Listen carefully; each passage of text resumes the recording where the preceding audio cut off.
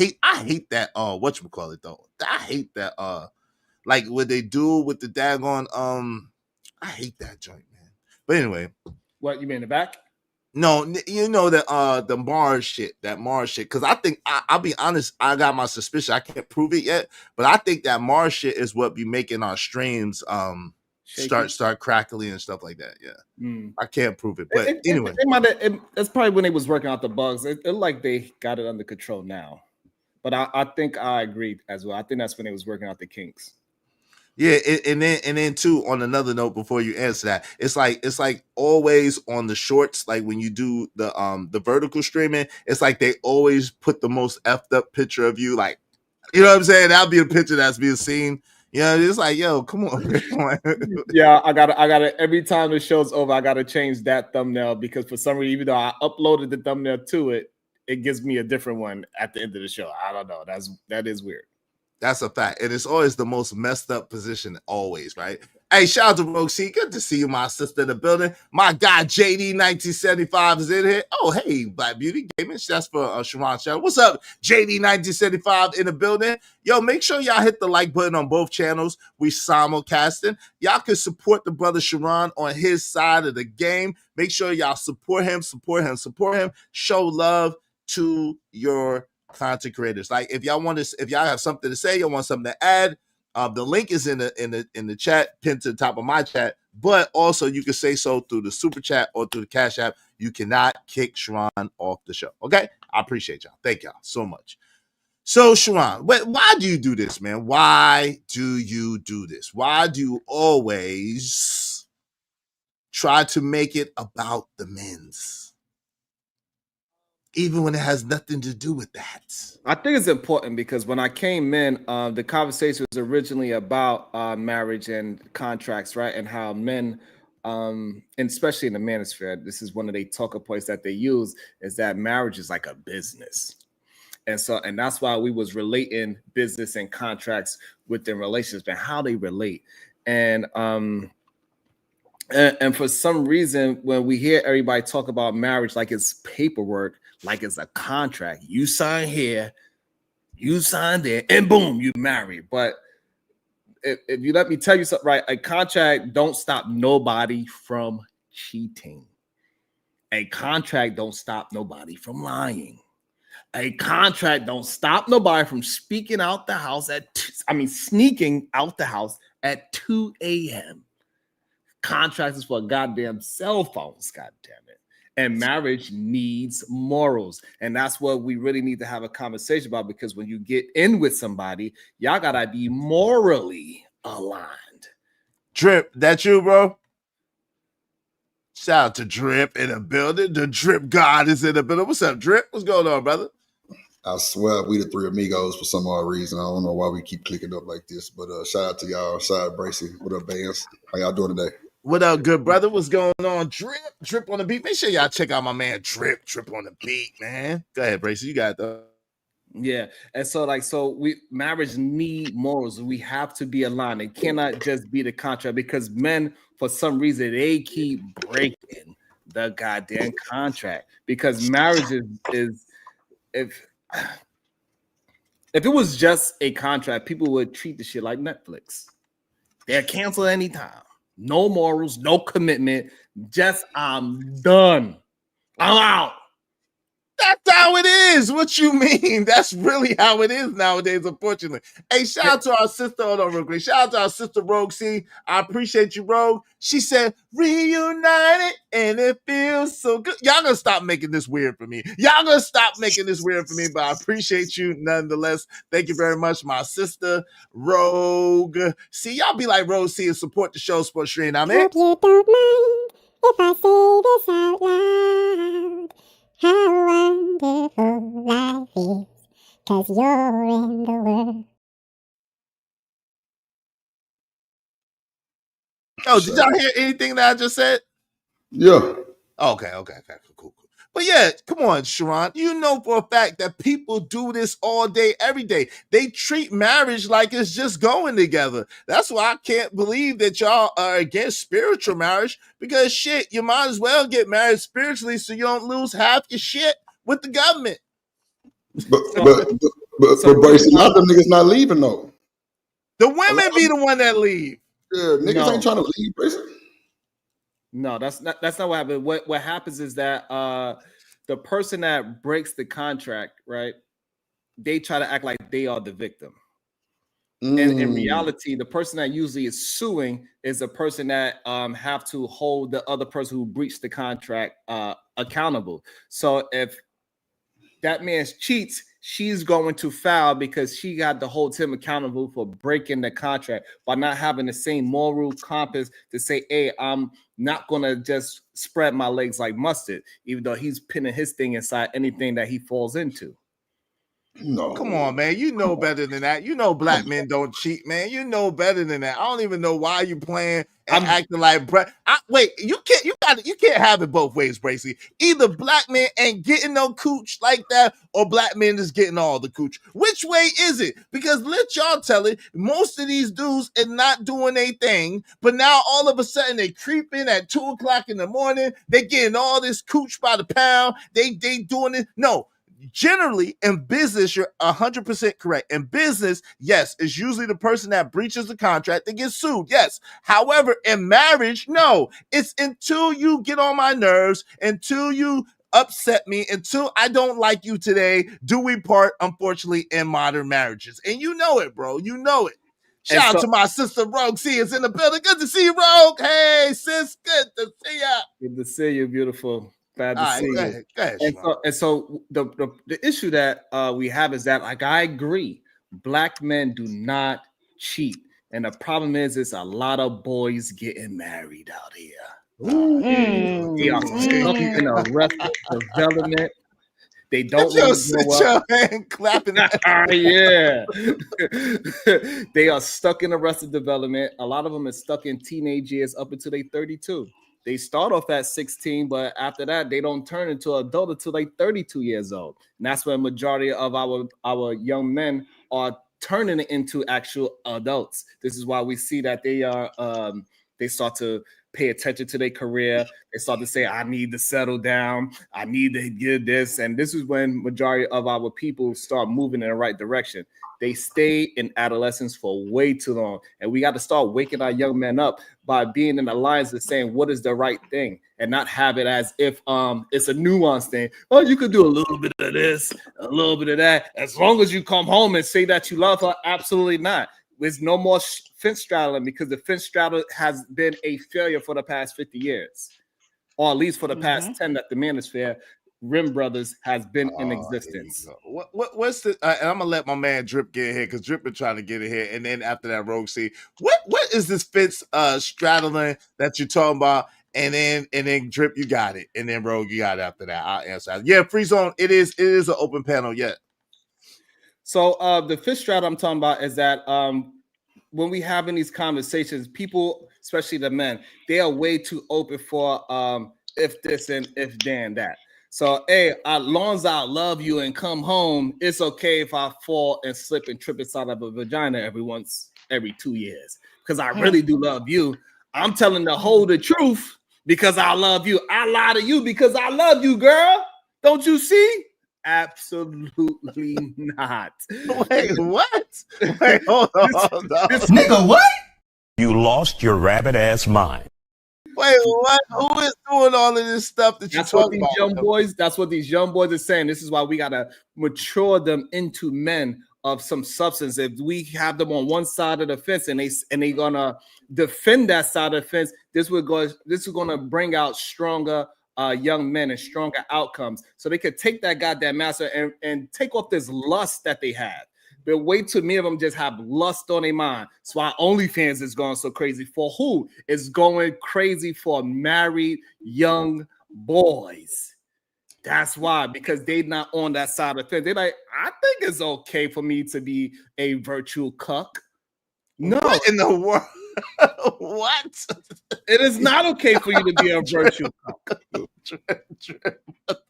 Drip. Bro, shut your lying nigga lips up. Tell him, Drip. Yo, it be mostly. Drip? Hold on. If you a man watching another man do his thing, Oh man, You are we virtual. don't, but this is what I'm saying. First of all, Instagram doesn't leave anything to the imagination. So if you got Instagram, you can see it for free. But what I'm saying is, Drip, why do they make it seem like? Why do they be putting these white man issues on us brothers like this? We know, for a fact, it ain't mostly no brothers paying for no damn OnlyFans, nothing. I don't know no guy that has no OnlyFans. What say you, Drip? You know what though? I think if we probably Googled it, it probably would be more of a foreigner. White A man. lot of foreign subscriptions. White men subscriptions. It is a few weird black people. That do subscribe. Well, it's a bunch of them. You know what I'm saying? But at the end of the day, see, bro, OnlyFans is not just sexual stuff. You know what I'm saying? You got people doing content on there. You got people just showing pictures of tattoos. You got people showing pictures of all kind of hair and stuff like that. So, like, we can't just hold the blame to that. But, bro, like, easy, like, it's just like Cornhub, bro. Like, they gonna subscribe to that too. But I don't think it's a lot of black people subscribing to it, though. I don't know, bro. I think everybody subscribe to it. I just think it's more foreigners. You know what I'm saying? Like, like people white men. It's not a lot of brothers because it don't add up. It don't add up. Either they get into the cakes, or they're not getting to the cakes. But you know what I'm saying? Either they get into the cakes. Go ahead, my bad. No, go ahead. You got it. I mean, Bracy trying to make it seem like it's a one-man bandstand to where, like it's just a nigga problem. No, bro. Women activate the lust too.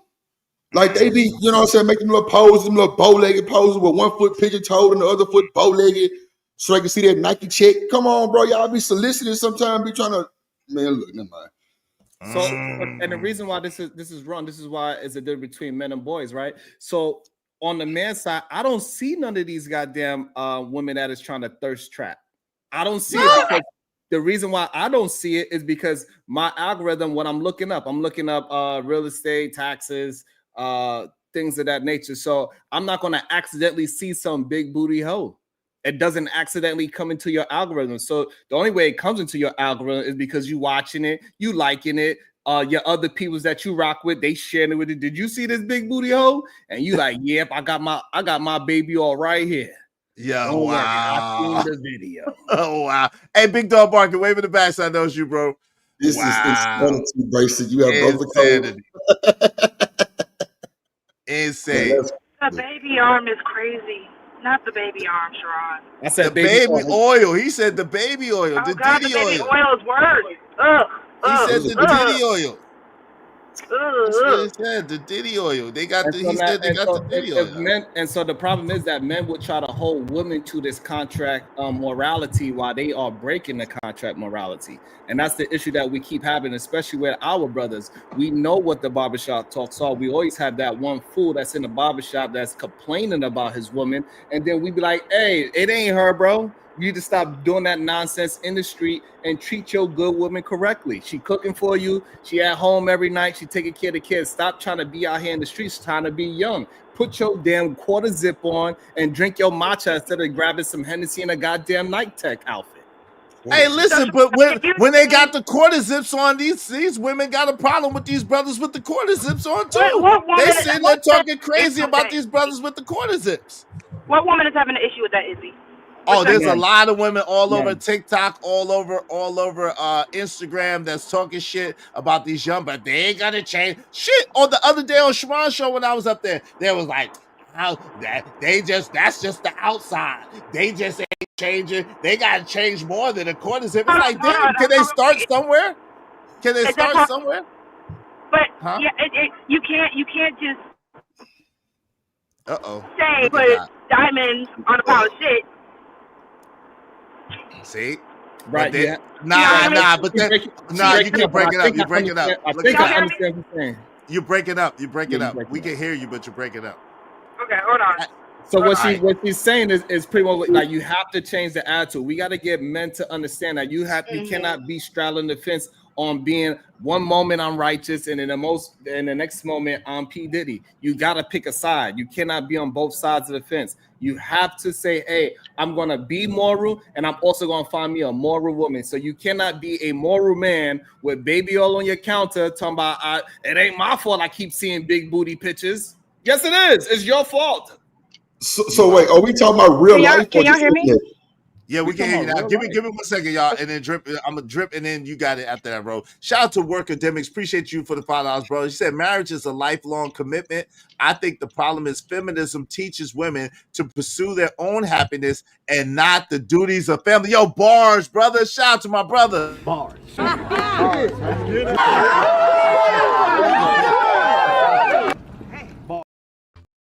Thanks, man. I appreciate you, man. That's a fact. Shout out to Raj Will. What's up, Raj Will? What's going on, family? Yeah, go ahead, Drip. What was you saying? And then Rogue, you got after that, and then Big Dog Bark, and then we'll move it around. Go ahead, Rose. I didn't forget what I was. I seen your beauty, not your booty, and I'm sorry. Go ahead, you got it. Oh Lord, you was mesmerized. See, this is the part of the problem: mesmerization, Lust. lust, and low No. prioritization. Go ahead, Rose. Go ahead. I'm because I wanted to ask Sharon about the whole morality thing first, but then I'm also now wanting to respond to that comment about how women are allegedly more interested in their own happiness than family values, and that's not the case either. Y'all are expecting women at the age of 20, 19, 18, 20 to 25 to say, be damned all your ambitions, be damned everything you want to do with your life, focus on marriage. And that's not fair because and this is the crazy thing. I'm actually pro people going for their passions. A lot of people hear me do the whole Tom Brady, Giselle Brady situation, and it's okay for a man to have his passions up until it's time for him to retire. But for some reason, y'all want women to only hyper focus on the family values. I don't understand that. If we are both passionate about our careers, we're both passionate about certain things in our life, I shouldn't have to throw away my passion just because I'm your wife and vice versa. Because my passion as your wife is going to keep me busy instead of me being in another man's space. That passion is going to keep me busy when you're out there pursuing yours. And then when we come home and we go ahead and show, baby, this is what I did today, this is what I did today, we can kind of reap those benefits. And then again, we don't have to worry about other people in our business. But the moment y'all keep telling women, stop focusing on your own happiness, that's crazy to me. And then, Sharon, I did want to ask about the morality thing, just Wait, if you could elaborate, please. Okay, hold on real quick before you move past that, because we got the thing is this, right? So focusing on your happiness is the reason why that's not a great thing. Number one is because happiness is elusive and aloof, right? Happiness is conditional. When the conditions are optimal, when things are going your way, when things are happening the way you want them to happen, then you're happy. So that's happiness, right? So the problem with a woman searching for her own happiness is it very rarely or very seldom has anything to do with the benefit of the total family unit. And when she's focused on her own pure happiness instead of the best interest of the family unit, a lot of things get lost, a lot of things go awry, a lot of things go left. So should a woman pursue her passion? Sure, no problem with that at all. At the same time, it has to be a prioritized situation where that passion is prioritized, where the family is the top priority, and then everything else comes after that. She can't be solely focused on her own self-interest and her own self-aggrandizement, because that's selfish at the end of the day. So do men focus on their own self-interest, or do men know how to compartmentalize? Because you guys keep acting like women cannot compartmentalize. When you are on an airplane and they say if something were to happen, what are you supposed to do first? So you're supposed to take care of yourself. Yeah, you got to make sure that's a little different situation though. It's not though, because Izzy, at the end of the day, hold on. It's not, because again, if you hear about these unsatisfied, these women who have been these housewives, these women who have been only focused on the family and have nothing to show for them, and how miserable these women are, to the point where they make other people's lives miserable because they have nothing else to show for what they actually wanted to accomplish. That is the issue that I think a lot of men don't understand when you keep telling women, oh, if you focus on your happiness, if you focus on your passions, if you focus on anything that is not the family, you're selfish. That is a problem. Because again, when the family grows up, these kids are out the house. When the husband goes and does what he wants to do, these women are miserable, y'all. And I need y'all to understand that. And then that's the bitch that gets on your nerves. That's the woman that wreaks havoc and just does everything to affect everybody else. Because she has nothing else to show for her life. Well, But I'm a good mom. I'm a good wife. That should be, but listen, at the end of the day, it should be a balance, right? And no one's saying for her to just sit in the corner or go in the basement and just, you know what I'm saying, be Cinderella. I'm not purporting for that, right? What I'm saying is that it should be a balance, but it can't be solely about her happiness, because if But it's who said solely that? about, hold on, because if she's prioritizing her happiness, and she's pursuing her own happiness, that has nothing to do with the family. And because it has nothing to do with the family, it's not going to build up. It just builds up her by herself. It doesn't build up the family, and therefore it's a losing situation. But give me 1 second. Let me just do this. Hey, no F-bombs, y'all. F-bombs are $5 per occurrence immediately. So no F-bombs, please. Let me just tell y'all that. But no docs and the trigger words. Y'all all good with that, though. Shout out to Jones for more. Hey, Jones for more. What's up, Ski Mask Sister? What's good? Good to see you. Said happiness itself is fleeting. It definitely is. What's up, Treese in the building? Make sure y'all do it, Treese. Say support the show, support the stream. Now, man, help us reach our goal. Help us reach our goal today. I think so far we just need 29 more people, at least $5 a piece. Y'all support the show, support the stream. Now, man. All right, go ahead. Sharon was trying to get in there, and the big dog barking. You got next. Go ahead. So the issue with this whole idea that men are not looking for happiness and they are not selfish is insane to me. One of the main reasons why they go out there and do their thing outside of their wife is because they ain't happy with something inside their household. The reason why they sit in their car for 10 hours after just sitting in front of their garage, because they ain't happy. This idea that it's only a woman thing is ridiculous. If we are both doing our job, we are going to maintain our happiness and joy within a relationship. Because just because something bad happens to you, it doesn't take away from your happiness or your joy in life. Something tragic can happen. It doesn't make you a sad human being. It means that you are sad for the moment. Somebody passed away, you sad for the moment. Happiness is something that you gotta be in the state of for majority of your life. So it's not a fleeting thing. Things happen to you where you are not happy in the moment, but you as an individual should be a happy person. And as long as you are being honest and bringing what you're supposed to bring to the relationship between you and your spouse, y'all are going to be happy on a majority sense, unless something bad happens to you and that just drops you out of this, you are sad for the moment. So it's not a fleeting thing. Go ahead, Big Dog Barking, and then I'm gonna answer that. And welcome to be. What's up, Tyranny? What's going on?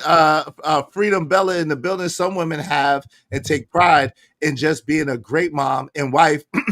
There's nothing wrong with that at all. There's nothing wrong with that at all. I think that's a noble and honorable thing. Shout out to my guy, Coach Ferg. He's speaking on it. He said, I love the fact that my wife is ambitious for our family. She understands the family mission and goals. Shout out to you and your wife, Coach Ferg. That's a beautiful thing. I think that's the way it should be. Shout out to Lord Jefferson. Said, devil's advocate, don't get a career woman if you want a family compatibility issue. Shout out to that. And Tyranny said, Stepford wives never work or ever will. Hey, Tyranny, the panel is open, so you're more than welcome. There she is, right on cue. Go ahead, Big Dog Market. What say you? What part of the my sign that messed up for me? What part of the conversation you want me to speak on? What up, Big Dog? I'm going. Part. Goddamn. The hell. Nah, my sign. You better follow the damn conversation. I'm trying to follow Sharon. Leave me alone, bro. My sign. Hey, Big Dog. Hey, Big Dog, you can get in where you fit in. You can get in where you fit in. Wherever you want to fit in, you're more than welcome. You're more than welcome to get in, brother. What say? Izzy, can I go after him? Well, speaking of that happiness. Well, after me, yeah. Speaking of that happiness, is like this right here. I can't make you happy. You supposed to be happy when I get with you. You supposed to already be feeling yourself. I can't make you happy. Come on, Big Dog. You know what I'm saying? If you relying on me to make you happy, I'm gonna fail. I ain't gonna make you happy all the time. So you gonna have to make yourself happy too. I can't do it by myself. You gonna have to do it because I ain't expect you to make me happy 100% of the time either. I gotta take care of myself. Come on, Big Dog. Well, hold on, big dog. You supposed to keep her happy through your time, though, right? I'm gonna keep you happy to the best ability I can. But you gotta make yourself happy too. I can't do it by myself. You gotta have your own thing going on too. Right. Okay. To where when me and you get together, you happy with me and you together. You gotta be happy without me too. I'm with you. Yes. Well, thank you. Hold on, let him finish. Go ahead, big dog. You done? Or did you? I land my plane. All right, so let me say this. Like, again, to me, and this is just my opinion, but I think that the pursuit of happiness is the fact that is the reason why people are so miserable today. Because again, happiness is circumstantial. Joy is a faith walk, meaning you always supposed to have joy. The joy of the Lord is your strength. Joy inside, joy is eternal. Happiness is external circumstances and situations that make you feel a certain type of way. So while yes, you should always have joy and be joyful, this whole thing about pursuing happiness leaves people depressed and leaves people feeling a type of way because it's something that you cannot attain all the time. It's very, very temporary. It's very, very elusive, and it's very, very aloof. You'll have happiness for a moment, and then you won't be happy anymore. You'll feel elation for a moment and happiness, and then you won't feel that anymore. So I think that we should not go pursue such temporary things. We should pursue more tangible, more real things. And big dog, you're right. No one can make no one else happy. That's something that you have to decide within yourself. But the better thing to do is to decide to have joy and live in joy and have a joyful existence. Go ahead, Rogue, and then Tyranny, and then Sharon, you want to get in there? Let me get for Sharon there. He already said something. Shit. Okay. Hey, Tyranny Boo. What up, Tyranny? Go ahead, Okay. Rogue. So I just wanted to, because I'm seeing people. Oh, I used to like Rogue C. Rogue C is not saying anything different that she's never said before. A woman who is also happy within herself makes a good wife. I'm not understanding what men don't understand when it comes down to a woman who has no other goal. We saw it in Coming to America. What do you like? Whatever you like. What do you want to do? Whatever you want to do. That is not a good woman for y'all. At all. If she's just strictly saying, okay, cool, my own life, when these kids are not in my face, when these kids are in school with their friends, when you are with your friends, when you're going to the gym, when you're going to the golf club, whatever else you're doing, when y'all are in my life and I have nothing else to serve, I have nothing else to do. Is that really the happy woman that y'all think that's going to be? Again, I'm not saying a woman should not be able to enjoy being a wife, enjoy being a mother. I've done it. I'm saying when that is all you have and you do have other things you want to pursue, when you do have other things that you want to see in life for yourself, not just for your family, that's not wrong. You're not a bad woman for that. If you are a woman who can compartmentalize, who can balance, who can do these things, yes, for the women who do want to just strictly be career focused, they are strictly career focused. They're not worried about y'all. They're not worried about having a family. And those are the women you get mad at. Y'all don't want to find the women that actually match what you are looking for in life. And that is my issue with these men on the internet, because y'all just want to complain. Y'all never want to say, let me go find the woman that actually matches my swag. Y'all never do. Hold on real quick, because that's so that's false, right? So at the end of the day, right, you can listen. As I opened up the stream by saying a man or a woman, mankind, they can choose whatever they feel is most desirable for their life and the best outcome for themselves. I said that. I wasn't here there yet, is he? I wasn't here. I got that, but I said that from the beginning. So, but now what I will say is this. No, that's not the case. At the end of the day, some men, I would say, do get mad at women for whatever they want. But like over here, we're not mad at for whatever a woman wants to do. If either it aligns with us or it doesn't. But I think the problem is part of what you're saying really is not about happiness. You're really talking about purpose. And you're really talking about the fulfillment of a woman due to doing other things besides just being a mother and being a wife. And listen, I don't think there's anything inherently wrong with that as long as it doesn't excuse me, as long as it doesn't interfere with her being a wife or a mother. You see what I'm saying? So as long as it's in tandem and in unison with her being a wife and a mother, and she's pursuing other things that make her feel fulfilled and make her feel like her life is worth living, that's beautiful. That's a wonderful thing. I don't want you up under me 24/7, 365. Go do something else. Do some knitting, do some crocheting, do some water painting, some decorating, whatever the hell you want to do that doesn't interfere with my child or with our union. You're good. I say this all the time. And let Tyranny So can I give you some pushback real quick?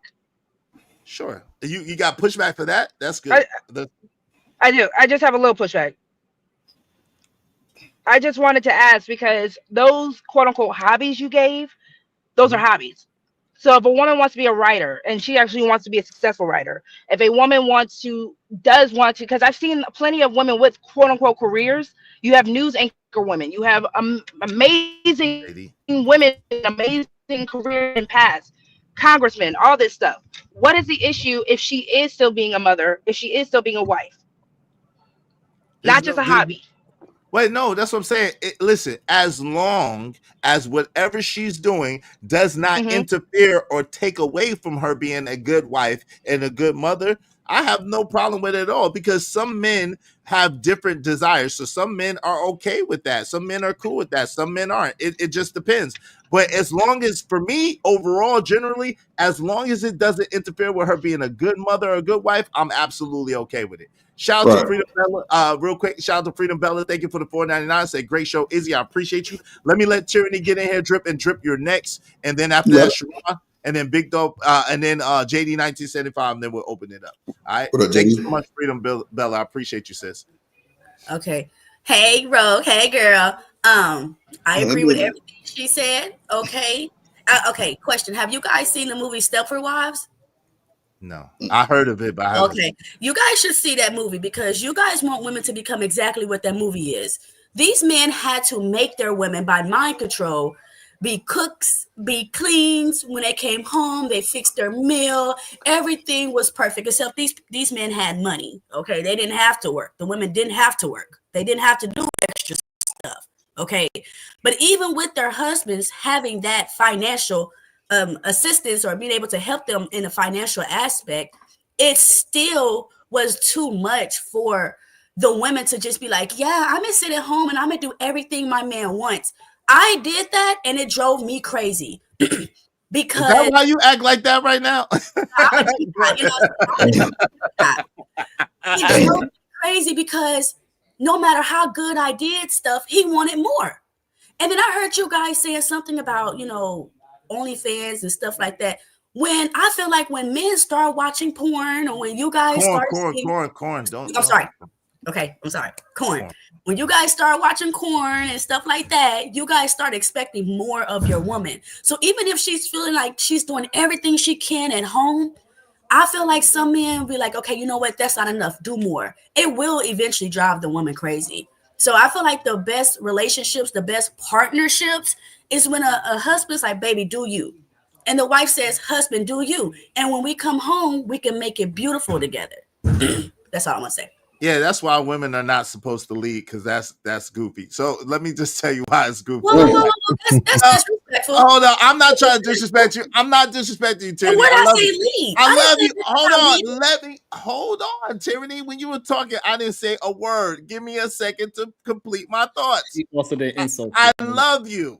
I'm not disrespecting you. Let me finish. So the reason why women are not supposed to lead is because that is absolutely goofy. The reason why it's goofy is because it's no structure and it's no order. You said for a woman to just do what she do and a man to do what he do and they just come together. No, that is not structure. That's not order. That is not the way that things are supposed to work. The way it's supposed to be is a man has a plan, and then the woman fulfills that plan for the family. Because when men, and this is what I was talking about to Rogue C's point earlier, men think about everybody. A man is supposed to think about everybody. They're going to think about the children. They're going to think about their wife first. They're going to think about the household, and they're going to think about what's in the best interest of the family, not what's in the best interest of that man. And so Yes. That's how men operate. I don't know what you. That's You how don't know men how operate. women operate, right? Hold on. You don't Okay. know. Hold on. Time Okay. out. Okay. Okay. A man is going to have a plan that's going to be in the best interest of the family as a whole. It's not going to be just what makes him feel good. It's not going to be what just makes him happy. It's not going to be just what he wants. A man is going to make a plan that's going to be for everybody. And so that's what I'm saying. Like at the end of the day, yes, women should be able to do the things that make them feel good or make them happy to a certain degree, but that should not be a priority for them. That should not be at the forefront. What should be at the forefront is serving her husband and serving the family. The same way what should be at the forefront of the man's mind is serving his wife and serving the family. Okay, so I'm going to disagree. Okay, you think like a man and women think like women, and you guys don't know how women think. You just date us. Okay, hold on. Oh, huh? You said you can go out? Yeah. What about Terry? Yeah, that's fine. Okay, you guys don't know how we think, so I'm letting you know. We're not raised to kiss nobody's butt. That's not how we're raised. So if you want your daughter to grow up and kiss the next man's butt, you're going to see the results of that. She's going to be hurt. What you really want is for what's wrong with saying, okay, let for example, baby, I know you got your business going on and I have my business. I'm going to do my business. You're going to do your business. And then when we come home, we're going to take care of the family together. What's wrong with that? You're making it sound like I'm supposed to be in not a spiritual submission, but a worldly submission. That's what you sound like you want. That's not even how the Most High God wants it. He never said, I am creating woman to serve man. That's not what he said. And actually, that literally is what he said. That's exactly what he said verbatim. Hold on, Izzy. When my last marriage, I asked the Most High, what did I do wrong? And he replied, you put this man over me. That's what what's so funny about that? Wow. You don't put no man over him. And that's what you want, Izzy. That's a false, but so what you're saying is not even scriptural, right? So you're trying to use a scriptural thing, and what you're saying is not scriptural. So scripturally, if you talk about the Bible, and I don't argue about the Bible, but you can look it up. In Genesis 3:16, the man is to rule, the husband is to rule. The wife's desire should be to her husband, and the husband shall rule over her. So that's literally a curse. Don't do that. That's a curse. Time out. That's a curse. Genesis chapter 3, verse 16 through 19. Time out. Okay, time out. I didn't interrupt you. I'm yes, talking. You did. I'm talking. Relax. So that's literally, it's the curse, whatever you want to call it. It is what it is. It's literally a husband rules over his wife. But I'm not a dictator or a tyrant like that. That's not what I'm saying. What I'm saying is that, yes, the goal should be for the family to win. It's not about the man. It's not about the woman individually. If they're in a marriage, if they're in a union, it's about them together and the upliftment of the family. Them winning as a unit, the children being able to benefit from the union of their mother and their father together and working in harmony to build something greater and better, right? So at the end of the day, men have feelings, women have feelings, and it's true. However, it shouldn't be about all the ways about the man's feelings or always about the woman's feelings. They got to find a way to make concessions and work together so that the family can win. That's the main objective. So it's not about, oh, I'm just gonna boss her around and she just got to do whatever I say. Nah, it's not about that. That's not even where I'm coming from. What I'm saying is that she can't be around just running around willy-nilly, just, oh, my happiness. Because what about the children? What about the household? What about the family? Agreed. I think you're talking about like Gen Z women or these women that's super selfish. Why would you even marry a super selfish woman? But I mean, I understand there is some women out there that has gone too far, can do whatever they want, and they're like, okay, it's me. I totally get that. I just don't feel as though there's that many women over good women. Me personally, because I'm not one of those. I don't feel like it's that many selfish women as there are good women. I do though know that there are women, like Rogue said, that's so they're hurting in their marriage because their husbands feel like when they come home the house should be clean. The husbands feel like they shouldn't touch no clothes, they shouldn't do no laundry, they shouldn't cook. It's your house too. You do know that, right? I might be here, but it's your house too. Who was given the garden first? The garden was given to who first?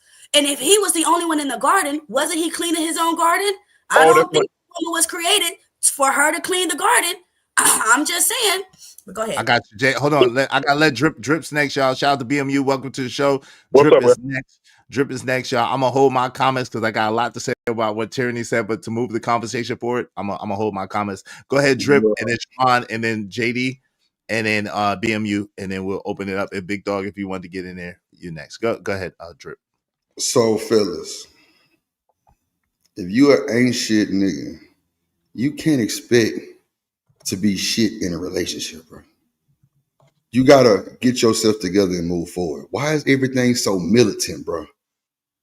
Whatever happened to that just having fun with your partner or your gal, your wife, bro? Just having fun, being yourself, like being a kid again. Why everything gotta be go pick the sock up, bitch, go boil some water, go outside and edge the grass? Like, bro, why is everything so militant, bro, and so stern? That's why you niggas is fucked up like that, bro. Well, I need that $5. I need that $5 from you, Drip, for that F-bomb. Thank you. I didn't say F-bomb. Yes, you did. That's why everything is so effed up, is what you literally said. Okay. Oh, cool. I I got you. I'm gonna get a bunch of bombs from you, but it's cool though. We ain't gonna. I mean, listen. If you said I shall follow. If you said I shall follow. No. Yeah. I'm gonna see you follow. Let me continue. But yes, no, bro, we shouldn't be so militant, bro. Like, whatever happened to coming home laughing, bro? Like, women smelling you from like dirty work, like nigga, you coming home just, bro, your woman coming home from work, bro, y'all pick the kids up from the daycare, bro. Like, it's a family thing. Like, why everything got to be you do this, bro? Like, I think that's the problem. Like, we trying to categorize everything in the relationships and the marriages, and it's really messing us up. Like, bro, we'll put ourselves in a mess up situation by asking a woman about a body count or some goofy ass question. Bro, don't you know that's like triggering work in a date or something, bro? Oh, that mercy. Wait, hold on. So, Drip, okay, go ahead. No, go ahead. You go ahead. I'm just saying, bro, like, let's get back to having fun with each other. Everything is just so militant, bro. It's just unbelievable. But you know, I'm not none of them pills or spears or none of that. But at the end of the day, that's just me, bro. That's just my personal opinion. Not all men or all women. I'm just saying me, but you got to do it. No doubt. Hey, listen. So shout out to my guys. Shout out to Workademic. Shout out to Appreciate the Double Up. Shout out to Trucker Yale. Shout out to my guy JD 1975. Y'all be like them. I'm gonna celebrate y'all all at the end because this is definitely a dope conversation. I want to move the conversation forward. I appreciate y'all because of everybody so far. We just need 24 more people, at least $5 a piece. I'm gonna celebrate y'all all at the same time, unless we get a sponsor.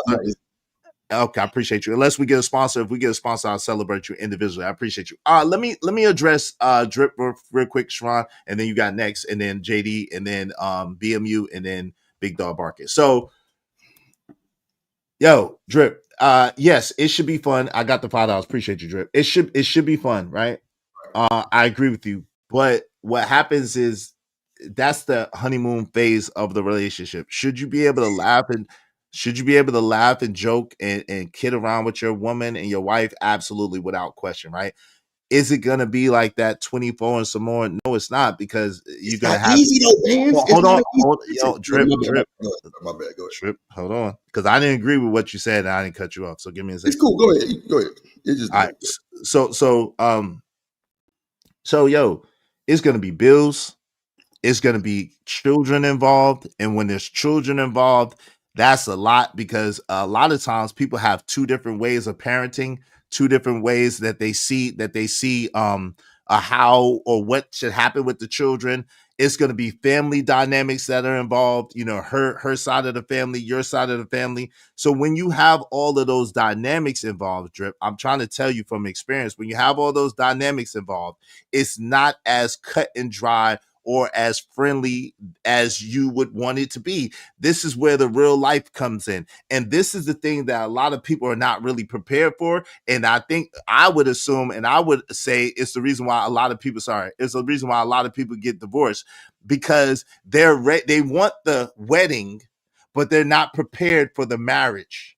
The marriage is the day-to-day humdrum things. It's not all excitements. It's not all roses and fairy tales. It's real life coming at you at the speed of real life. People get injured, people die, people have all kinds of things that get thrown at them, and you never know how a person is going to deal with something until they go through it. So I agree that it should be a certain type of way.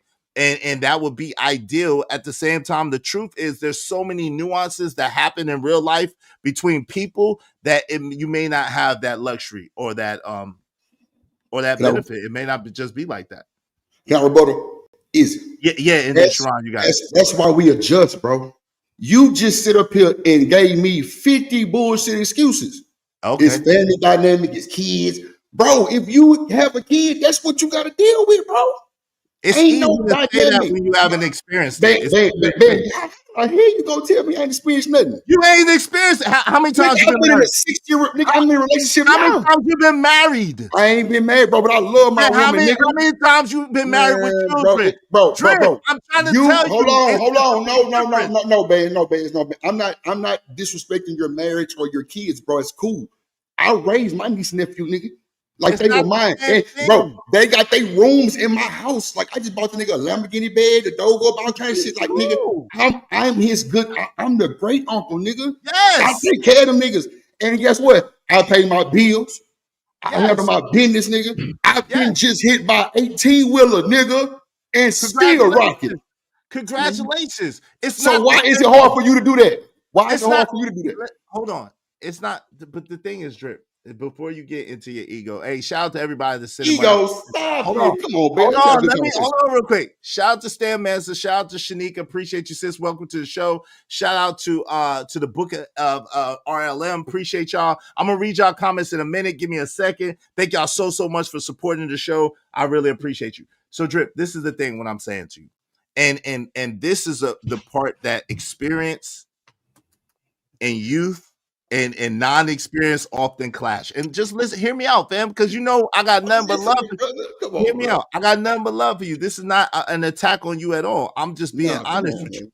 Being honest with you. What I'm telling you is that a lot of times people are not prepared for the day-to-day that happens within a marriage and within a union. They want the highlights.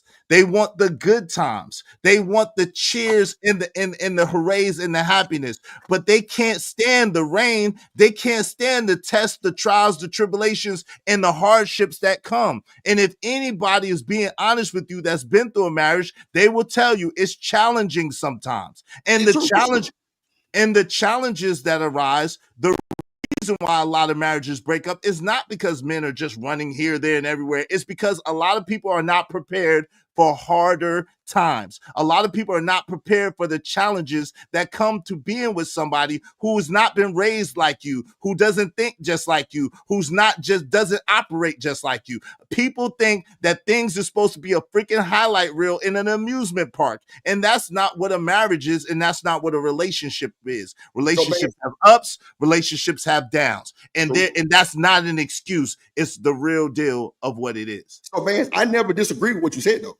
I said, why can't we adjust? I'm not going against what you're saying. What you're saying, it is some people like that. That's true.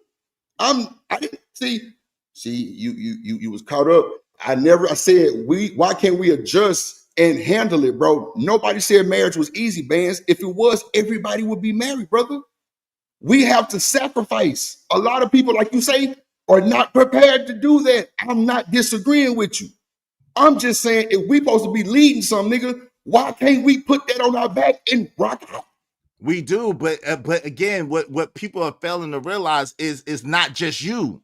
And this is the part, right? It's not just you. Hold on. But yes, you're the leader, but it's not just you. And because it's not just you, what a lot of people fail to realize is It is a woman who's an autonomous being who has an ability to decide and think for herself what she wants. And sometimes what she wants ends up being different than what you want.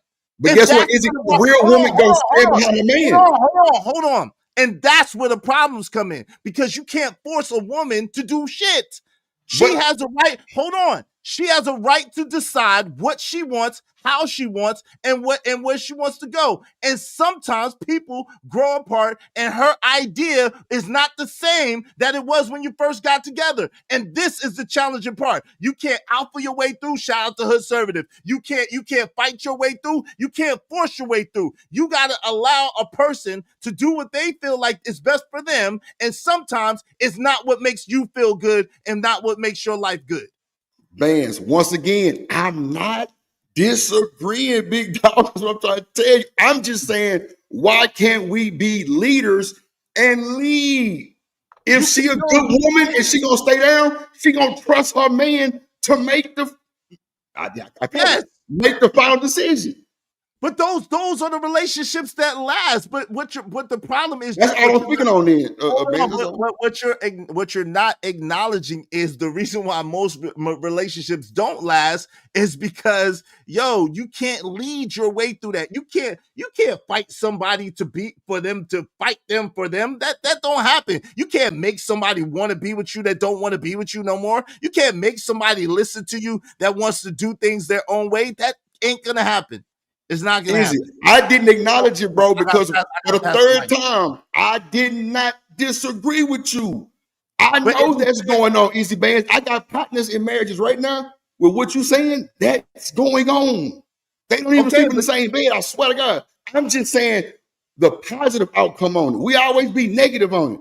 I'm just saying, why can't we do what we really need to do and how we really was raised and take over and lead forward, bro? That woman, if she love you and trust you, bro, she gonna listen to your final decision and trust that her man is gonna make us better, and the household will never be hurt. Drip, that's the way it should be, but the society, unfortunately, hold on, that's the way it should be. You're right? Unfortunately, society is a perpetual antagonist against that, and teaches women much different and teaches men much different either, to be quite frank. But go ahead, Sharon, you got the floor, and I'm gonna pass it to JD, and then Free Zone Lou, welcome to the show after Big Dog Barking, and we're gonna pass around. Welcome with Shanika. Shanika's after that, and let's keep the conversation going. Appreciate you. Well, matter of fact, I apologize because the cash apps are and super chats are starting to pile up. Give me 1 second. Let me acknowledge the people that send the money, because I want y'all to continue to send money. Shout out to Freedom Bella. I appreciate you. She said, great show, Izzy. Appreciate you. Shout out to Workademics. Workademics said, there's nothing wrong with women pursuing happiness. The problem is that women expect their partner to provide them happiness. That's a decent point right there. Workademics $5 also said, corn is toxic to men for setting unrealistic expectations of sex, just like culture, i.e. love movies, are set unrealistic expectations of a relationship. Shout out to you. Appreciate you, man. Shout out to Trucker Yell. Thank you for the 20. He said, Young Bull's tyranny is the gaslight of hell. Pull her microphone, usher her out. Respecting your man is okay. So Tyranny, you got 15 minutes in the box. Shout out to Tyranny. You got 15 minutes in the box. Nobody can boot Sharon. Trucker, waving the backside. No issue.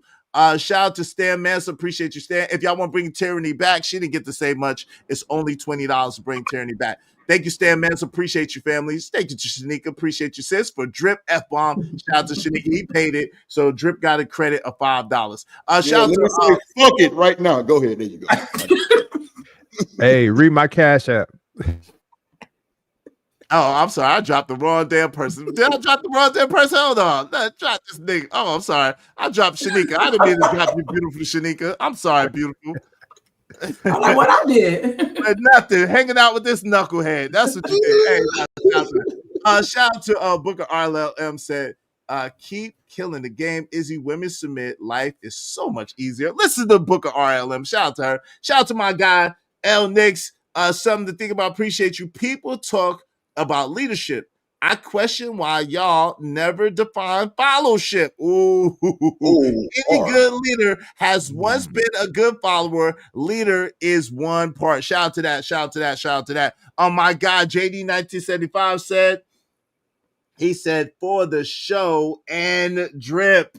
Oh, you dropping them? Or No. I gave him a credit for the F-bomb. So he got 2 credits. He got No. Hey, drip, don't say no more F-bombs, bro. I ain't say no more F-bombs.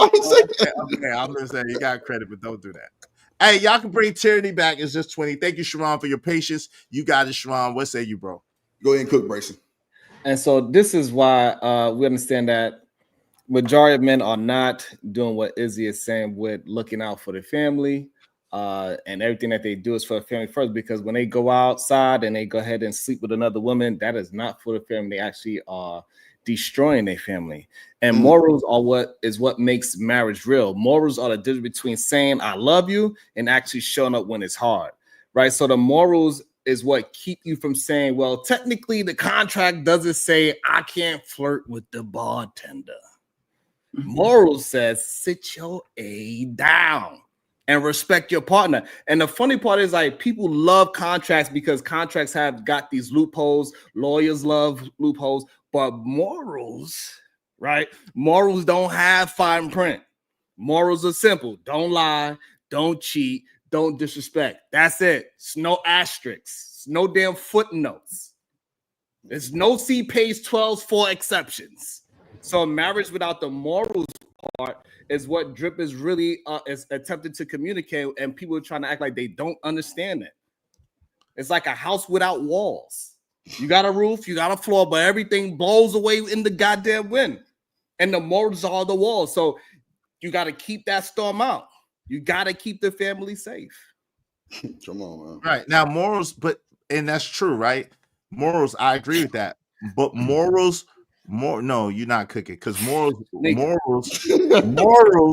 work two looking like ways. handyman. Chill out, Sharon. Right. Morals work 2 ways. And the problem with you, Sharon, is you try to browbeat men and try to beat down men who generally are more morally sound. And then you try to excuse the debaucherousness and the treachery of women who a lot of times are not as morally sound in these modern relationships. So yes, moral is the fabric that would keep a relationship together. However, the problem is most people do not have the same moral code or moral base.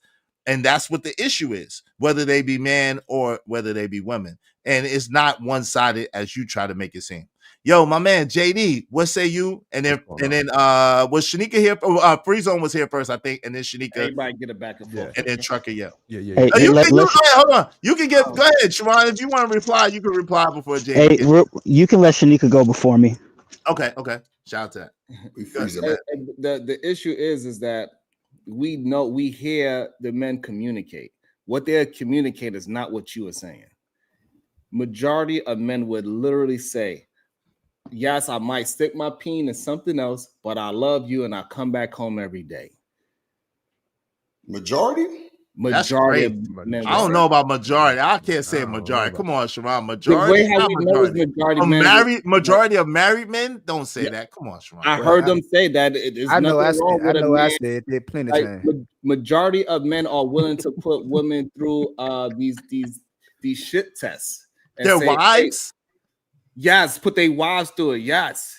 They this is why Drip was saying that, like, we can't be so militant and make it so unpleasant for them and say, hey, happiness is fleeting, so don't worry about your happiness. Why would you worry about that? I love you. I'm putting you through all this. I'm cursing you out. I just lay on top of you. I don't do no housework, and I might put my penis inside of another woman. I'm doing all these different things. Man, at least If a robber ever walks into the house, I don't think I said all that, bro. Yeah, that's what you said, bro. That's what you said. If one in a million chances that a person comes into our house and break in, I'm gonna put my life on the line, and we know it's just not a true thing. Right? And we just got to be honest about it. Men need to do better. So this whole idea that I'm browbeating men for holding to they supposed to have a standard. So I cannot be browbeating when they say men are supposed to be the standard. Men doing this. Men put their family first. But when we see and hear them communicate, they are not putting their family first. They're putting their peen first. And the first place they put it in is some new vagina. Yo, you Sure. wow. I never said nothing about cheating. I was all for the greater good, but thank you, fam. He gaslight. Shaky breaky. That's how shaky breaky for a reason. Yeah, that's how shaky breaky do. And they're gonna try to gaslight us to make it seem like most men operate like that, and they do not. Go ahead, JD. Go ahead, JD. Yo, first off, man, what's up to everybody? Shanika, everybody, freestyle, big dog barking. Sharon, I need a favor, bro. Can you put your cash app in the back that way I can send you a little something to your side, man? Just for real. Here's the big thing, and people don't want to realize it. Nobody, like to the drip show's point, nobody is not having that conversation in the beginning of the engagement of two people coming together. Okay. We put on our best self and we go for the crash. Nobody is not saying, hey, this is me up front. Like it or love it. I'd rather for you to turn it down now. That way it's not even an issue or a question if we hop this broom. And see, that's the problem. We don't want to have that conversation. It's cool to be love and everything. But look, hey, I used to run the streets. I did this. I did that. I did this. Look, I might even had your mama, just using that for an example. If you're not saying that up front, right? They deserve that. Give them the shock value and all of what you've been through up front. That way they can honestly say, hey, you know what? I'm gonna rock with you. At least you had the common decency and respect to tell me this up front. But here's the other thing.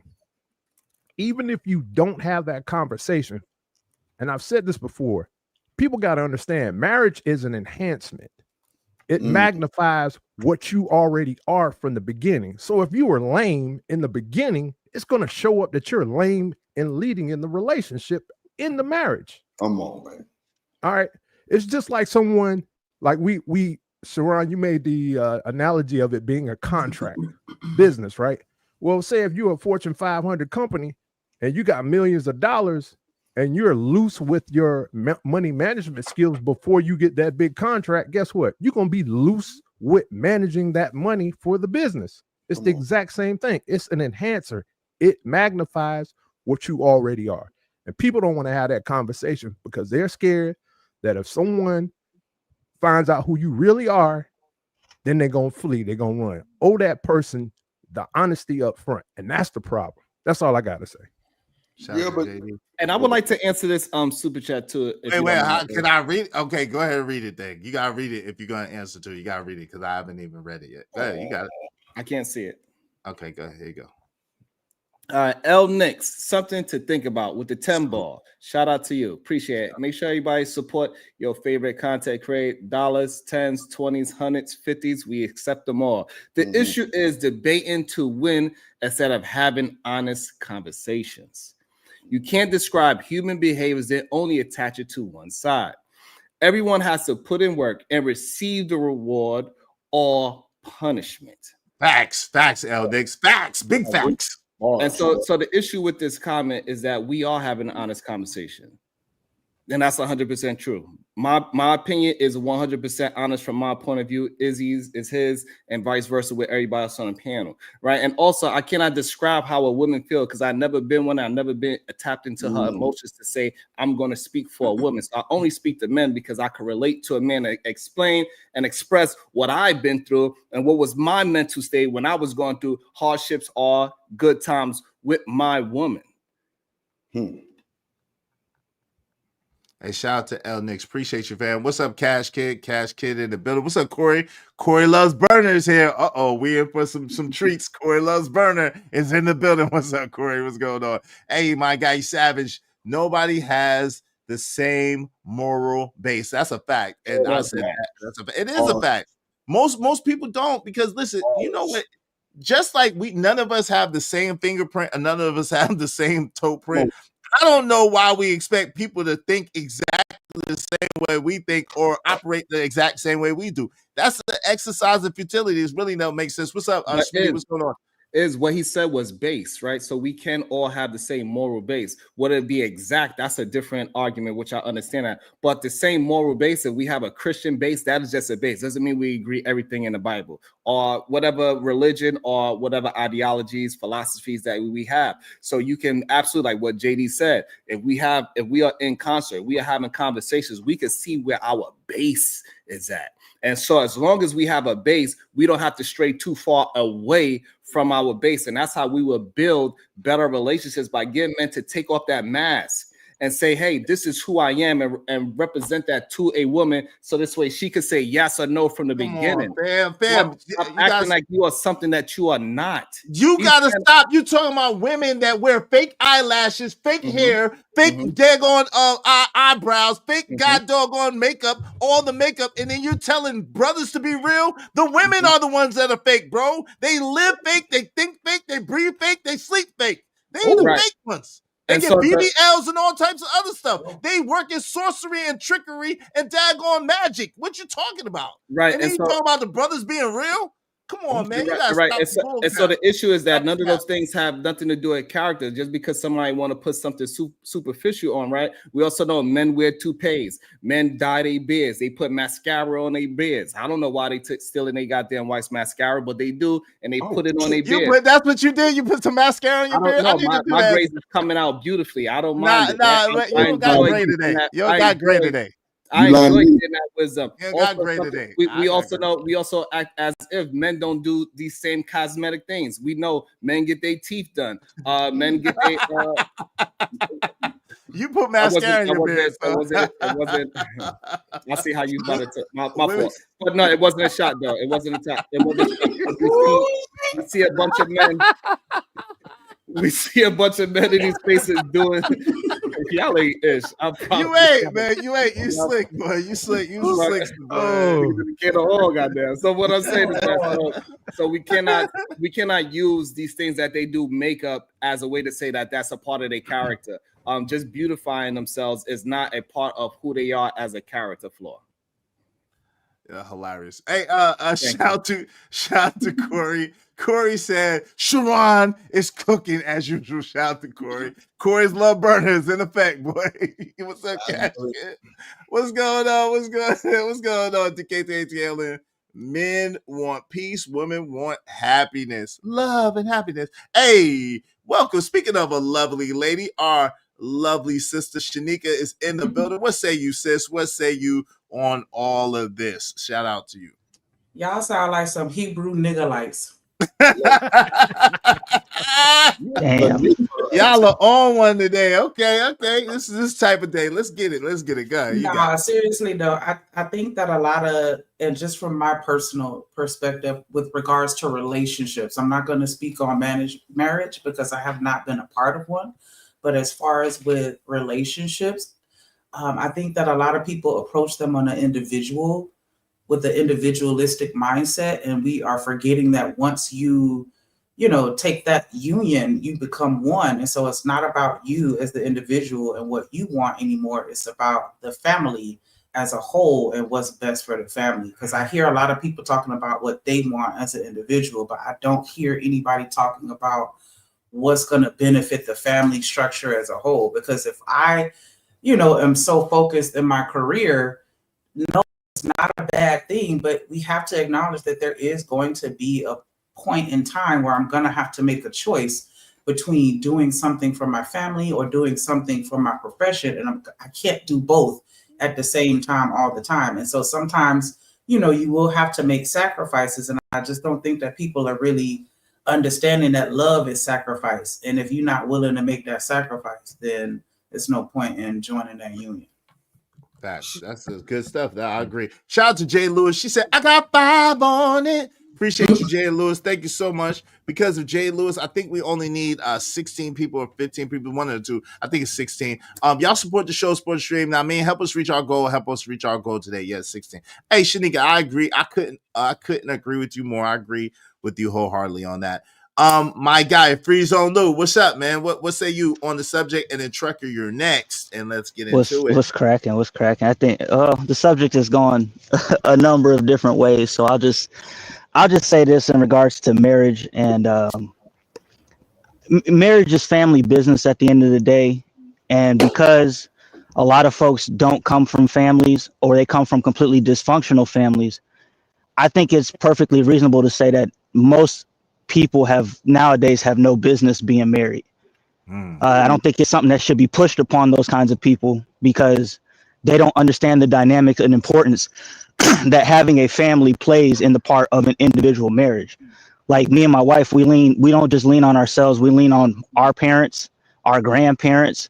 All of this plays a part in marriage.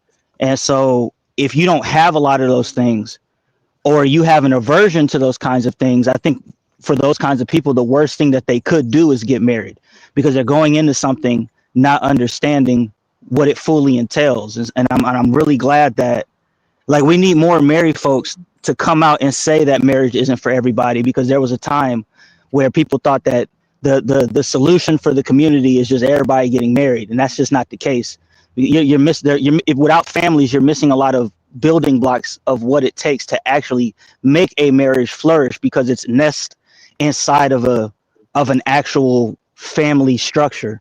And if you don't have that, and you're just kind of going off of vibes and love and all this other stuff, you're not happiness. You're not asking those. You're not doing the heavy lifting at the beginning. You're not asking those important questions. You're not spending entrenched time with both sides of the family before you get married. When you're not doing these kinds of things, you're kind of just freestyling through life. Your plan is not as solid as you think it is. So if you don't have family and you don't want to get married, I say go out here, do your thing, be the best person that you could be. You don't have to get married. For a lot of people, I wouldn't recommend them to get married, because they don't understand the importance of that family dynamic. Because the family, when you're weak, having that strong family around you, and I also understand that there are, dysfunctional people within the family. I'm not saying the whole family, but overall, when you're weak, it is the family around you that brings that support. It's not just like, especially like as a man, it's not just necessarily your wife that brings that support. She is there for support as well, but ultimately, outside of her, you have your family outside of that also comes in when you need help. And when you don't have that, and it's just you and her and nobody else coasting through life, that opens the door for a lot of the stuff that y'all are talking about, the dysfunction to creep in, and the exhaustion that comes inside of marriage. I'll leave it there. Hey, shout out to you.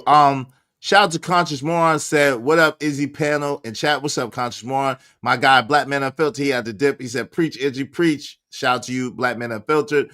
The Crown Prince said, men contemplate battle. His women's emotions are a lesser note. I don't know about that. That's kind of wild. But hey, Classic Creole said, right. Shout out to my sister, Classic Creole. Schmitty, what's up, family? He said, crazy. I'm eating pot roast cocoa bread now while watching. Shout out to you, family. Shout out to you. Just me. Hey, just me. How you doing, my sister? She said, hey, is panel in chat. Some women want all out honesty. Work for my husband. Shout out to you. Shout out to you. Shout out to you. Shout out to that. Hey, Jay Lewis. Shout out to my sister Jay Lewis in the building. Good to see you, sis.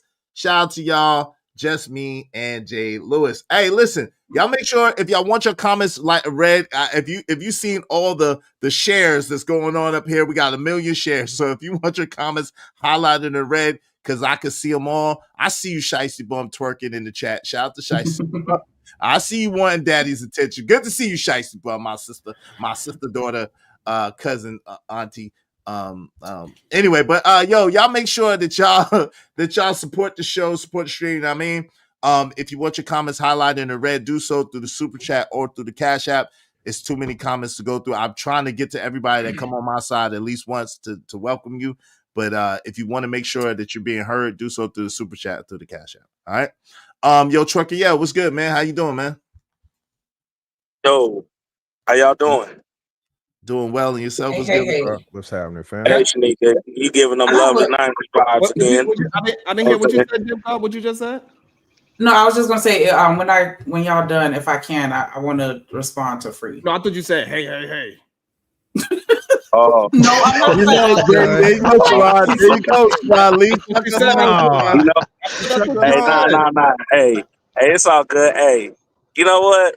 I got you. No. Hey, listen, it's okay. I see the thing about Shakari Richardson right there is that he like to tell half truths instead of the whole truth. You know, he followed the women process, so you know that's just what it is, right? So for men, like you said, because you wasn't fronting, right? Men cheat at a 28%. Women cheat at 26. So if men is getting new coochie, and I guess women is getting new dick. Okay? So it go both ways. Now, Drip and Izzy, two things can be right. Now, there are some men who do sit on their ass, but you know, call them dirty dick rotten, right? But majority of men is not sitting on their ass, not taking care of their home, not being selfish, not giving a damn about their woman and their feelings. I don't believe in this happy wife, happy life shit. But I do believe in happy king, happy queen. So that's how I look at it. Like all this other stuff, man, is void. Unfortunately, like I was saying earlier, if respecting your man is kissing his ass, and we are cooked. If respecting your woman is kissing ass, we are cooked. It should be ran like the military, but still enjoy each other's time. At the end of the day, it's his decision. Y'all can the most valuable voice. Trump, a military? Talking about order. I'm talking about order. I ain't talking about everything else. I'm talking about this order, right? So y'all can talk to each other and things like that, right? Not saying you know if you don't do what I say, you're gonna get down and do 90,000 push-ups and things like that. But I'm talking about structure. I'm talking about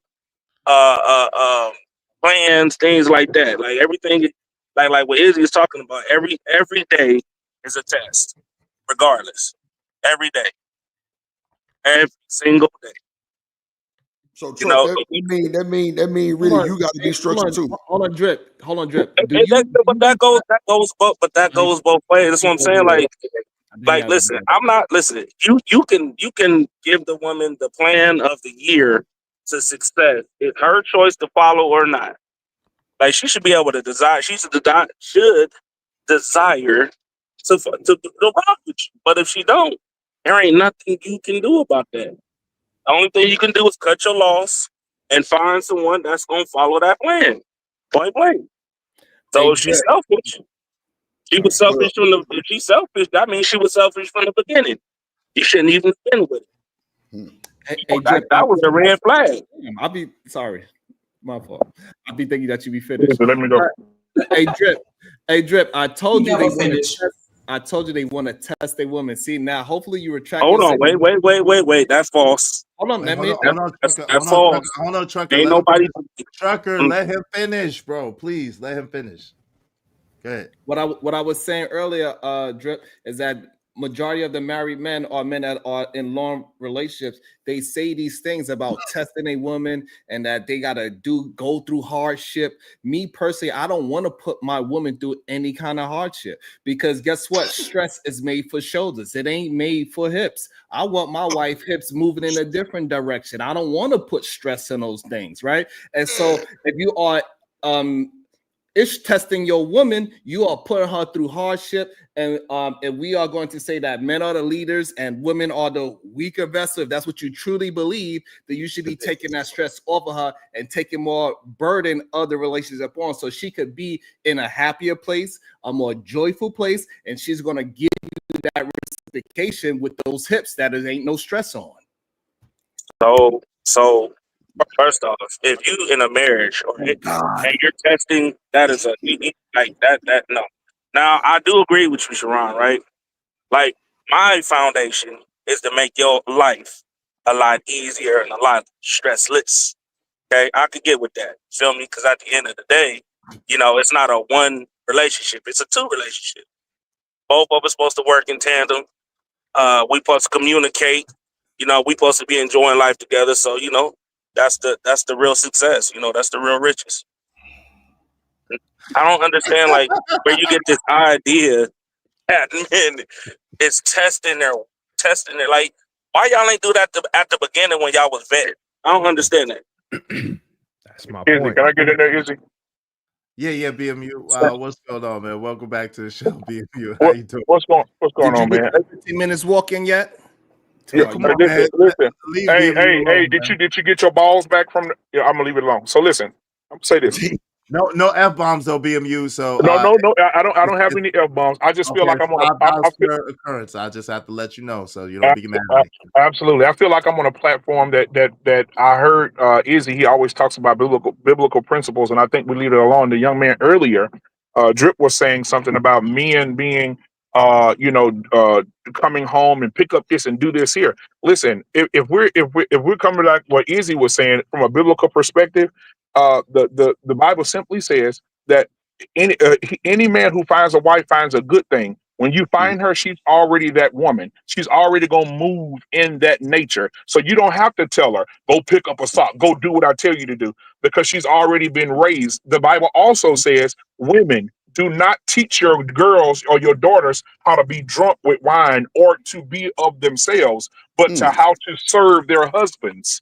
The Bible also says, we can keep going all, I can do this all day. The Bible also says that if any man finds indecency in his wife, that means attitude, doing what she want to do, got a bad mouth, being disrespectful. He said, give her a certificate of divorce and tell her to leave your house. So even God says, don't put up with a woman like that. So we ain't got to, why are we sitting up here playing games? Why are we still sitting up here talking? Leave them. If they're not on your plan, if they're not following what you say, leave them. The Bible gives you permission. The Bible gives you permission to leave them. If she coming in there with a bad mouth attitude, you don't have enough money, you don't have this, you don't have that, you don't have this, you don't do this, you don't do that. Then you have to, the Bible says he wants man to live and live more abundantly. He never said, he said it's better for, the Bible says it's better for a man to sleep on the roof of his house than inside his house with a woman with a bad tongue, a bad mouth. Nah, he does say So, so what you're saying that she guys all of a sudden got a bad tongue after you married her? If you don't get out of here, No. What I'm, Sharon, you're not, Sharon, you're listening I'm to, absolutely listening. Sharon, And this is Sharon, why you're listening men to respond, not you listening to respond, not to understand, sir. I am listening to you say nonsense. You are painting pictures that saying that all of a sudden when a woman marries her husband, all of a sudden, even though he found a good thing, when they get married, she's all of a sudden going to be saying that you're a brokey. No. What I'm saying to you is, right? So the fact that if she's calling the truth and she say you broke, then you need to be a goddamn man and be unbroke. Okay, and yeah, you're not. You know what, Sharon? They want to be coddled by a woman instead of being led. The super chat earlier saying that, hey, you have to learn how to follow, Sharon, lead, correct? Sharon, you gotta stop. Sharon, you need to be following your woman. Sharon, you got Sharon, you gotta stop. Sharon, you gotta stop this. Sharon, you gotta stop this. Sharon, you gotta stop this, Sharon. You gotta stop talking for women to like you. And let's go back to the biblical perspective. That's why I wish Brownsville were here to check you. What I'm saying to you is the Bible says that he created every man to be over everything. And so he has dominion over everything, meaning if he falling short, the Bible says, I have created in you a helpmate. Let's go to Proverbs, see, because you're not very textual in the scripture. So you're ignorant right now. So let me help you. So Proverbs 31 says that the woman, or Proverbs 31 woman, she's rare. She's not, everybody's not going to have one.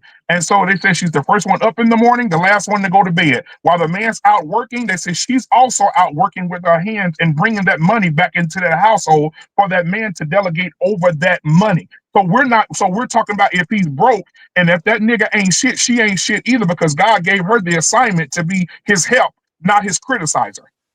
Right, and so this is where this is the problem that you're having. Absolutely wrong, and this is where we know that you have conversations because you want other men to like you. And this is why we have the term LOM, lovers of men, or Rembrandt. This is what you're talking about them, boy. Listen. Whoa. Hold on. I come at you with no insult, right? And Wait, whoa, partner, whoa.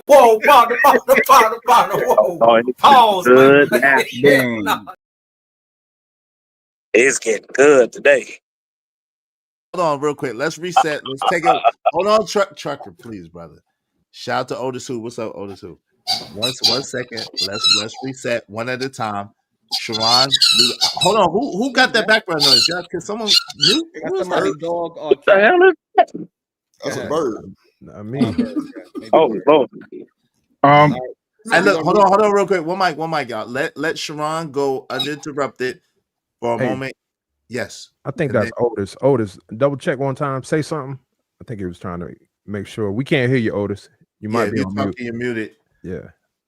His mic ain't working. I Hey, think that's listen. what it was. All right, y'all support the show, support stream. In the meantime, between time. All right, yo, Sharon, you got it uninterrupted. Then BMU can respond uninterrupted because when y'all talking at the same time, we can't really understand what no one's saying.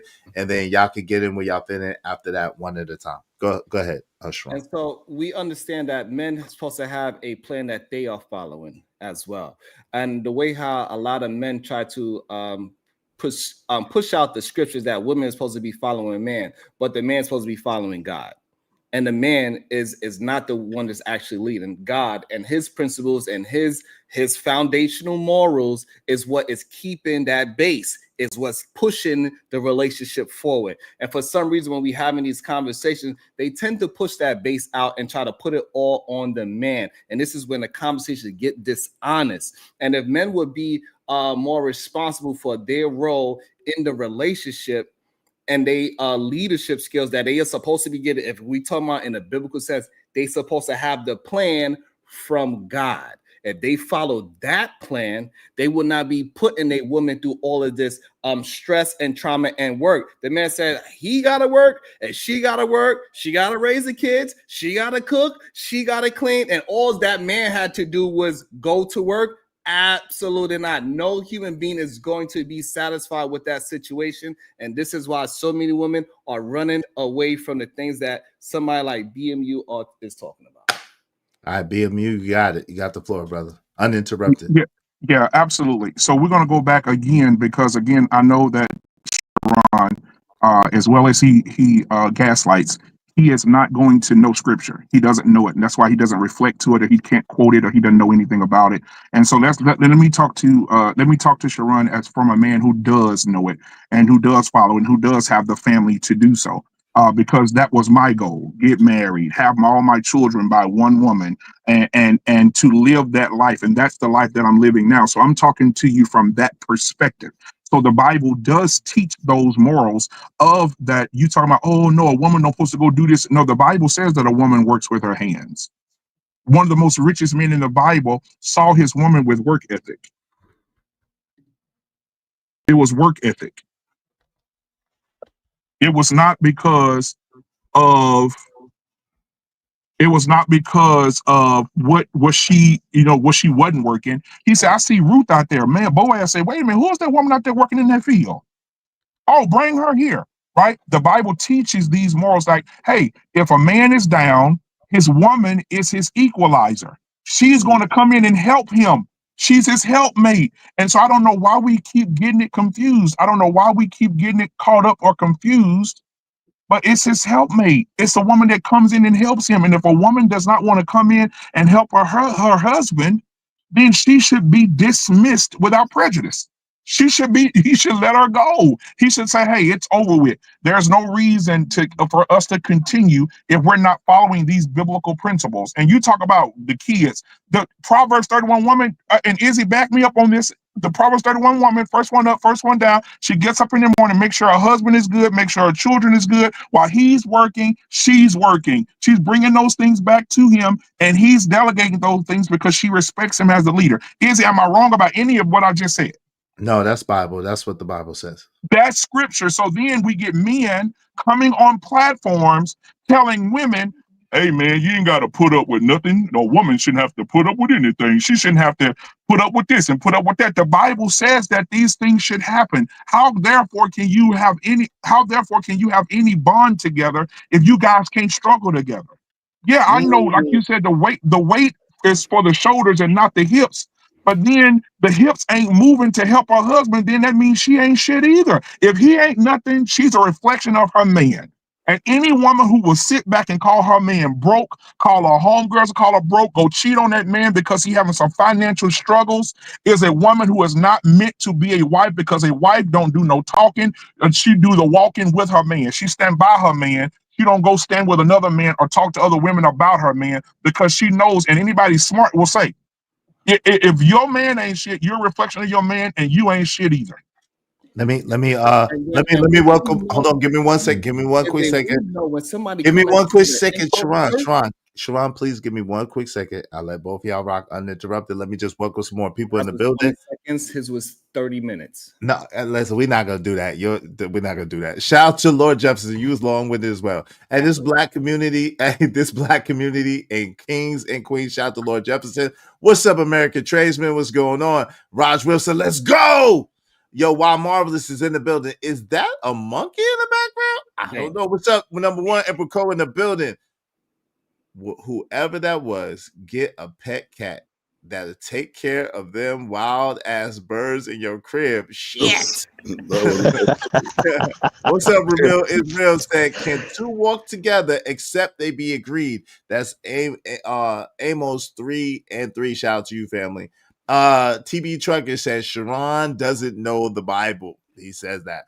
American Tradesman said he's correct. I know for a fact that I'm enjoying marriage because my wife fears God and her parents and grandparents are married too. Shout out to that. What's up, Stan Archie? What's going on? Izzy Band, salute to you, Stan Archie. Good to welcome to America. Welcome to America, Stan. That shit up there with that smoke detector chirping out shit broke Emma Effers. God dog, man. What's up, man? Shit. Yo, what's up? Mr. Center of the World, what's going on? Assalamu alaikum, man. He said, my Muslim name is Abdul Mateen, a slave/servant of the strong. My last name is that Sufila? I apologize if I mispronounced it. The sword of Allah. I live up to my purpose every day. Shout out to the brother. Salute. Salam. All right. Go ahead. You got it. Listen, I tried to welcome y'all in the building and read y'all comments once. If you want your comments highlighted in red, you want to be acknowledged, please do so through the super chat or through the Cash App. Appreciate you. Go ahead, Sharon. You got it. And so we understand that people like BMU, they use the Bible as a way to push women in a downtrodden state. Everything about the marriage that he is talking about is about struggle. Anything that is honest about the man, if he is broke, all of a sudden she cannot say, hey, we hungry over here. You ain't doing your job as a farmer because God said be fruitful and we ain't got no fruits in here. We understand that God punished Adam because Adam was the one disobeying God. It wasn't Eve. Eve didn't disobey God. So What? this idea that men are supposed to just do willy-nilly while the woman doing all of the work or majority of the work, and all he had to do is farm outside, and if it's a struggle, oh well, she's gonna have to endure while he just sit back and just enjoy the fruits of her labor. What is he supposed to do besides go to work? These are the problem that we are having today. Men do not want to take their rightful responsibility and understand that if it's supposed to be God, man, then woman, then you need to be following that book that way. And you're not supposed to be no failure. Your woman is supposed to be able to say, hey, we are not following the words of God because you are falling out of favor with God himself. And this is the reason why Jesus is considered Adam number 2, because the first Adam failed, just like BMU. Man, come on, Sharon. I can't believe it, bro. Oh, that's crazy. Hold on, let me say this. First off, hold on. Is you there? If not, I know Big Dog hasn't spoken in a minute, man. Big Dog, you there? It's okay, Yeah, JD. We can have our back and forth. JD. No. I want to make sure the flow of the show is good. This is not my show. We got to make sure everybody cook. I mean, I'm passive with mine, bro. I come back around. Now, I will say this. Black Man Unfiltered, he did come at the Bible, but he didn't come at it in its whole totality, because a lot of people live like this. A lot of people live in the Old Testament, but don't want to read the New Testament. And I'm not saying Black Man Unfiltered, but a lot of people that come out here on these Bible rants have not read the whole Bible in its entirety multiple times. So for that, there's that margin of error. I'm not going at Black Man Unfiltered. I ain't going at you, but I'm just saying there are more points to actually discuss, and that's not enough time for the show. So I just want to make sure everybody get their time in. So I'm gonna be fair game, Sharon. We ain't got to go back and forth. We'll go back and forth later on. Like and on I a couple other appreciate things you too, as well. Yeah. Thank you. I want to make sure I say that loud. Thank you. I appreciate it. No doubt. And I no think doubt. most men don't realize that God punished Adam because he went against the word of God, and Eve went against the word of Adam. They don't really understand that because, like you said, they're not really actually reading and understanding. They are just looking at it strictly from a male perspective, and they just want to punish women and make the woman struggle within a relationship instead of taking that burden, because also it says that men are supposed to have the burden of the relationship, not the woman. I'm gonna hold you right there. It's not necessarily a male perspective. It's just the wrong perspective. You know, when we want to sit here and compartmentalize it in terms of sex, henceforth, this is why we got the shit show in today's world. If we're gonna put it in the diaspora of, oh, it's the men or it's the women, I get it. It's gonna always be about the men versus the women. That's just let's call it for what it is. Men and women both represent till this day the broken covenant of what happened in the garden. Still to this day. That's what we're representing in the OnlyFans, all of that stuff. That's what is going on. What the covenant that was broken originally in the Garden of Eden. And what covenant was broken? Who broke it? The covenant. The woman and the man. Did not break it. Yes, she did. The woman and the man both did not broke break it. Yes, she did. That's why she got the worst punishment. You don't know what you're talking about. Yes, she did. She did get the worst punishment. So who got punished first? The adversary. Who got punished first? Eve or the Adam? devil. The devil got punished first. Adam. Eve got punished after the devil, and then the man got punished last. All got punished. What was the punishment, Sharon? What was the punishment, Sharon? Hold on, real quick, y'all, so we could just get an understanding of each other, so we're not just throwing insults and kind of act like somebody don't know something. So what happened was Adam was the one that ate the fruit, and that's what made God say, "Hey, what did I tell you?" That's you. That's what he said. Hold on, time and out. He said the woman, and he said the woman that you sent me did X, Y, and Z. And God was like, "Oh, really?" You said who got punished tell first? You something, little brother, and he had to put the BT. No, that's not what happened. You said hold And on. we've been gender warring ever since. And we've been gender warring ever since. Hold on, real quick, because I haven't said nothing for a long time. That is not accurate. That's not scriptural. That's not accurate. That's not Bible. The Bible is this: when the adversary, the serpent, got punished first, the woman got punished second, and the man got punished last. Eve got the worst punishment of them all, because she got 2 punishments, technically 3. The man got 1, technically 2 punishments, and the adversary just got 1 punishment. The woman got the worst punishment. So, like, at the end of the day, and she got punished second, and she got punished before the man got punished. By the way, you see why I said what I say, JD. It's they perverted it, right? No, it's not. It's not. Wait. How? Okay, so wait a minute. How is it, JD? How is it perverse when he said who got punished first, and we told him the serpent, and the woman, and then the man. Reading it, right, and then the man, and then matter of fact, go ahead and read it, JD, and read it chapter and verse if you would. I'm in 3 right now. I was going to 2. I like to read the whole thing, so I'm going from 2. Yeah, I know it's in 3, but I'm reading everything. See what happens is, and I'm not saying you in this particular case, but everybody don't want to read it in its whole totality. And that's the problem. There's a beginning, there's a middle, and there's an end in terms of how things are going. But y'all keep going. Let me get that verse right quick, and I'll bring it right up. Oh, yeah, can I say something real quick? Excuse me? Yeah. Yeah, so, you got BMU. Go ahead. So my thing is, like, when Sharon said earlier with the jab of like fail like me, I don't understand we could talk about being failed, because I've been married for 16 years to the same woman. All of my children came out of the same woman. All of them are biologically my children. We live in a household where there's a foundation. Now, you can't say that, and I won't get into that, but you can't say what I'm saying right now. So where I am the standard, you're not the standard. I make the bread. My wife don't have to work. She's at home every day, right? And she's there by choice. She's there by choice. If she wants to work, she can go work, but she don't have to move. I am the standard, sir.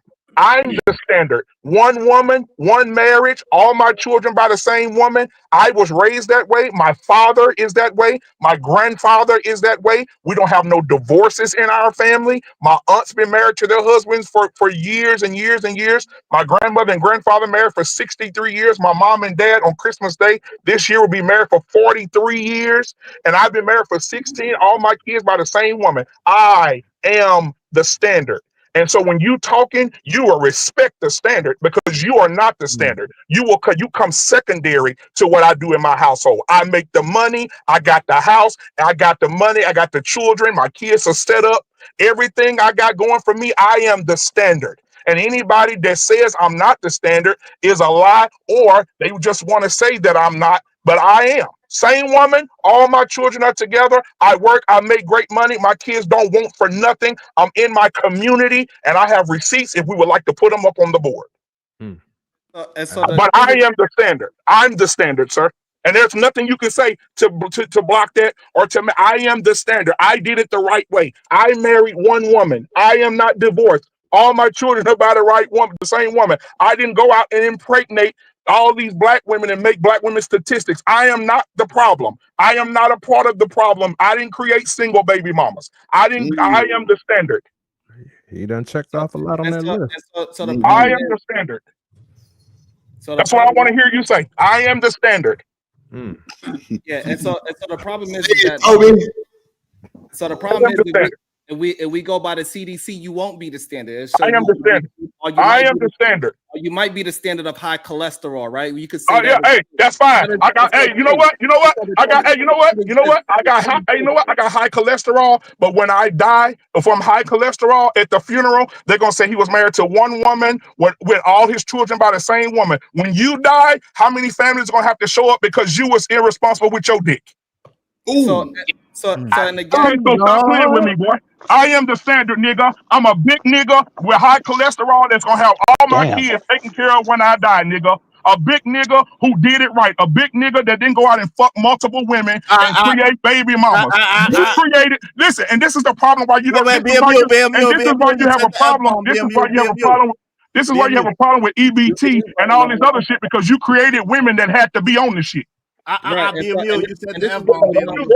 And this is when you know that they are losing. That five, right? I'm the standard, nigga. And so, hold on, BMU. Hold on real quick. Sharon, BMU, I need that 5, good brother. You said the F-bomb, good brother. Cook that nigga, man.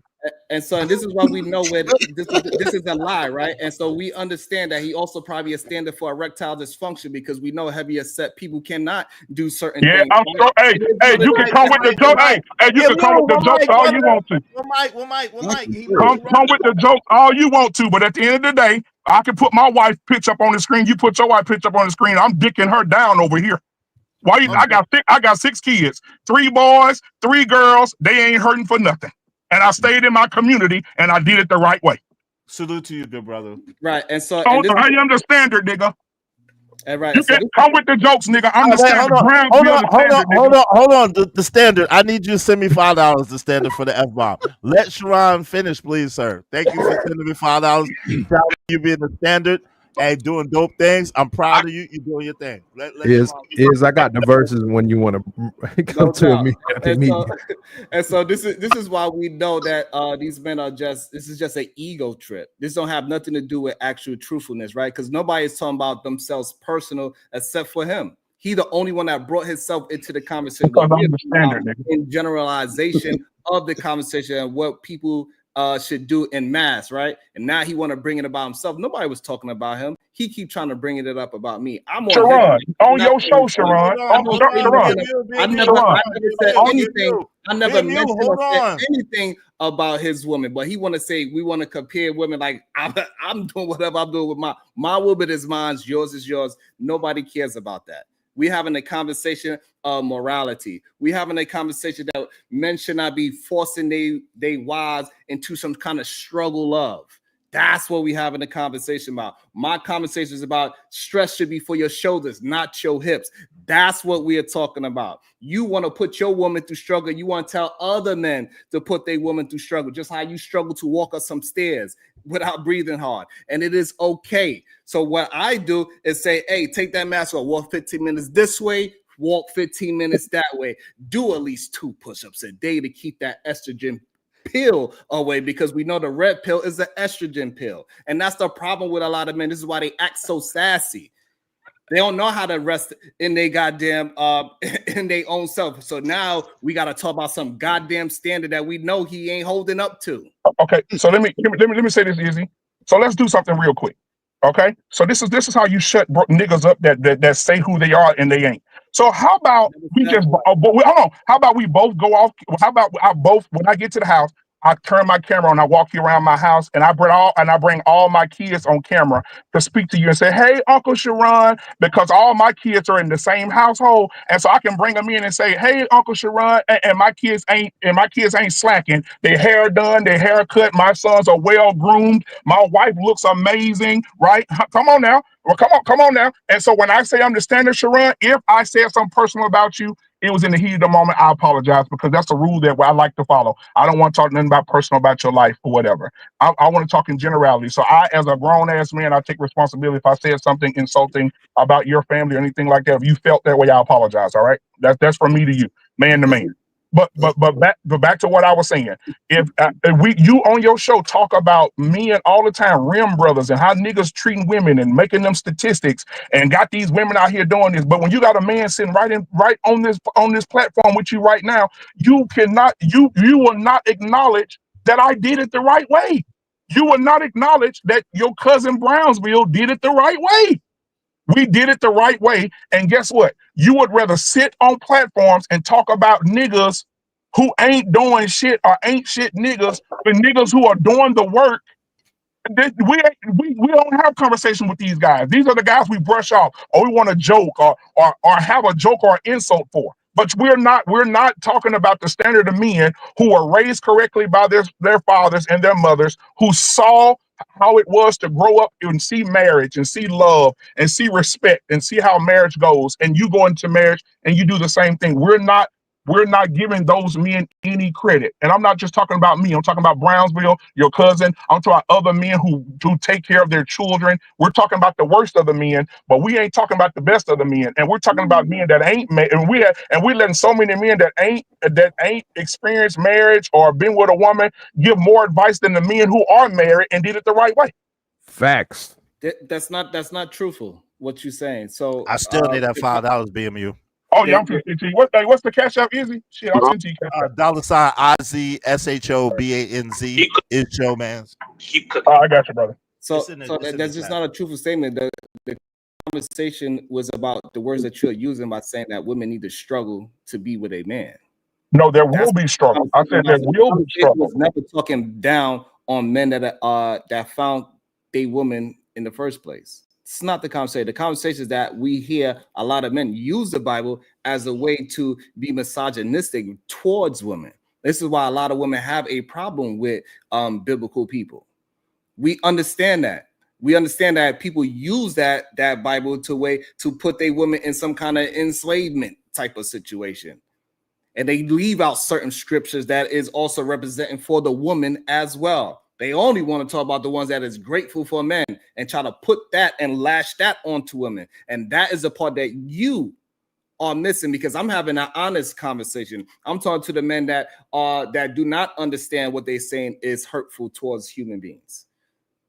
They look at women as a workforce, that woman's supposed to only work for that man, that she's supposed to just shut up and have some goddamn duty instead of actually being in a relationship with a human being. So Sharon, do you think God created women with a goal of what they're supposed to do, with a blueprint of what the woman is supposed to do? Do you believe that? I think men use this God thing to hurt women, because majority's men are not following the Bible. I understand that's just what I asked. I said I understand that's not what you asked me, but the problem is men that I'm communicating with that have the wrong morals, that we need to take that lust from off the top of their value system, because we all agree that majority of men out there have lust at the top of their value system. We know that. So to act like that is not a truthful statement is insane. We see who is the ones that is buying all of the sex in the world. It ain't majority women, it's majority men. And so that's why I'm communicating with men, because they are the ones that is dirty in the water. They muddy the water, and they use men like you to preach out certain parts of the Bible to use the excuse to say this is why women are the ones that need to be smited. Yo, Is he gonna continue listening to this bullshit? Yo, that's what I'm saying. It's crazy. But let me read this real quick, because that's kind of crazy. Hey, shout out to Just Me. Appreciate you, Just Me. Just Me $5 said Adam was chilling before Eve, then sold his everything for a woman that he ain't even know. He broke his relationship with God over a woman. Okay, shout out to Just Me. Just Me's $2 said Eve was bored.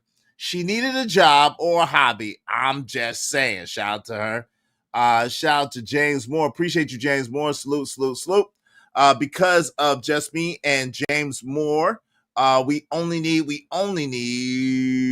13 more people, at least $5. Y'all support the show, support the stream. I mean, hey, Sharon, man, you gotta stop this shit, man. This is what I'm saying with you. The imbalance is crazy. First of all, you talk about men that buy sex, but you fail to mention the women that are selling that shit. You talk about the men who are buying it, but you're not saying that the women are selling the shit. Prostitution is the oldest institution in the world. Women selling box. So at the end of the day, it's amazing to me. Like, do some people use the word in a misappropriated way? Yes, and they should not. At the same time, is it most men who are using the word in an inappropriate way to hold women down and to keep women back? No. They're speaking about what they should do and then what women should do, how we should move and how we should live and have our being. In him we live and move and have our being. They're setting the standard like Adam was supposed to do. God told Adam what to do. He was supposed to relay it to his wife, and they were supposed to move forward in that manner. At the same time, the way that you're speaking keeps this society in a disarray, keeps this society out of order, and keeps people doing whatever, because you hold men to a standard that you do not hold women to. And if you love women so much, and if you care so much about women, then you would correct them and be honest with them, which you're not. So the problem is, first of all, it is not the oldest profession. And when we move it forward, men are the— What is this? Because you have to have something to give the woman, right? So therefore, they was farming before they was hoeing, right? So it's okay. Oh, so regardless of the fact, right? Men are the ones that is not only the main buyers of it, they also the main suppliers of it. So they also the ones that is setting up the industry for it. When we look into these industries that's built on selling a woman's body, is majority of men are the directors. Majority of the men are the ones that is setting up the places for it. They are the ones that's marketing it. They are finding the women. Men are the ones that is pushing it forward. Majority women are not the manager of it. Even when it comes to pimping and women being on that side of things, is a man pushing that forward. So this idea that women are the ones that is the main contributors to this sex world is just not a true statement. This is when men use this information to pervert it and get men to say, yes, it is the woman. No, God gave Adam the word, and he told him to relate it to his woman, and he failed to follow the word of God. They both did. Yes, she did. They both did. You want me to read it? Y'all want me to read it? Yes, they both did. No, hold on. They both did. Sharon, that's false, because if she did not, she said, God said that of this tree we should not eat. She literally told the adversary what Adam had told her, because Adam did relay it to her. but she decided to do it anyway, and Adam was wrong for listening to her and following along. Okay, so that's what I'm saying. So we clear. That's what I'm saying. That Adam told it to her, but God told it to Adam is what I'm saying. God didn't say it to Eve. So that's why Adam directly disrespected God's word, because it was direct from God himself. But Eve got it from proxy of God from Adam. That's why it's God, man, woman, right, and that's the way she's supposed to get it, though. That's the way she's supposed to really waving the back. So I know you. That's how you right about that. That's how that happened. But that's the way she's supposed to get it from her husband, and that's what I'm saying. So this whole idea that y'all was saying earlier that it's crazy that a woman should pedestalize her husband or put her husband up is not scriptural. A woman is absolutely supposed to put her husband up and listen to her husband as if he was God, because he gets the message from God to relate to her. Without a question. Izzy, however, but that's the part that gets confusing, right? Because there's plenty of men that is using that example. Oh, wow. What that is crazy. That's and crazy, really. Damn, it's snowing like that. Hey, this shit, and so you break it up, really. And so men that are not following the word of God is also still attempting to use that to smite their own women, and that's the issue that I have. So if you are going to be a man of God, then you need to follow that. You cannot pick and choose when to use it. And this is what I keep, this is what I mean, JD. Like these men that are not following the book, like how you said, they haven't read it front to back. They read it. They gone by some of the messages that they heard. Hold on. I'm talking about unholy men. They use that as a way to push women down, and it's just not true statements that they're using. Bro, I ain't never seen in my entire life a dude trying to get people to go to hell first. I've never seen that. I don't understand this. This is crazy. You cannot. I don't point nobody towards hell. I don't know what y'all be talking about. Just the gaslight you doing? Yeah, you are lying to these folks right now. You better stop. Men and Listen, I'm trying to. You're lying to these folks because it doesn't mean anything. I don't need to push a You're woman literally down. telling men to placate to women, just like Adam did. And guess what? Talk to Guess who women. paid the damn price? I'm not talking Stop to women. the bullshit. Men, literally. But hold on, let Trucker finish. Go ahead, Truck. You got it. I'm just saying, you up here telling the men to placate to women, and we know the results of when we see men placate to women. It always fails at the highest level. Bars. Stop the crap.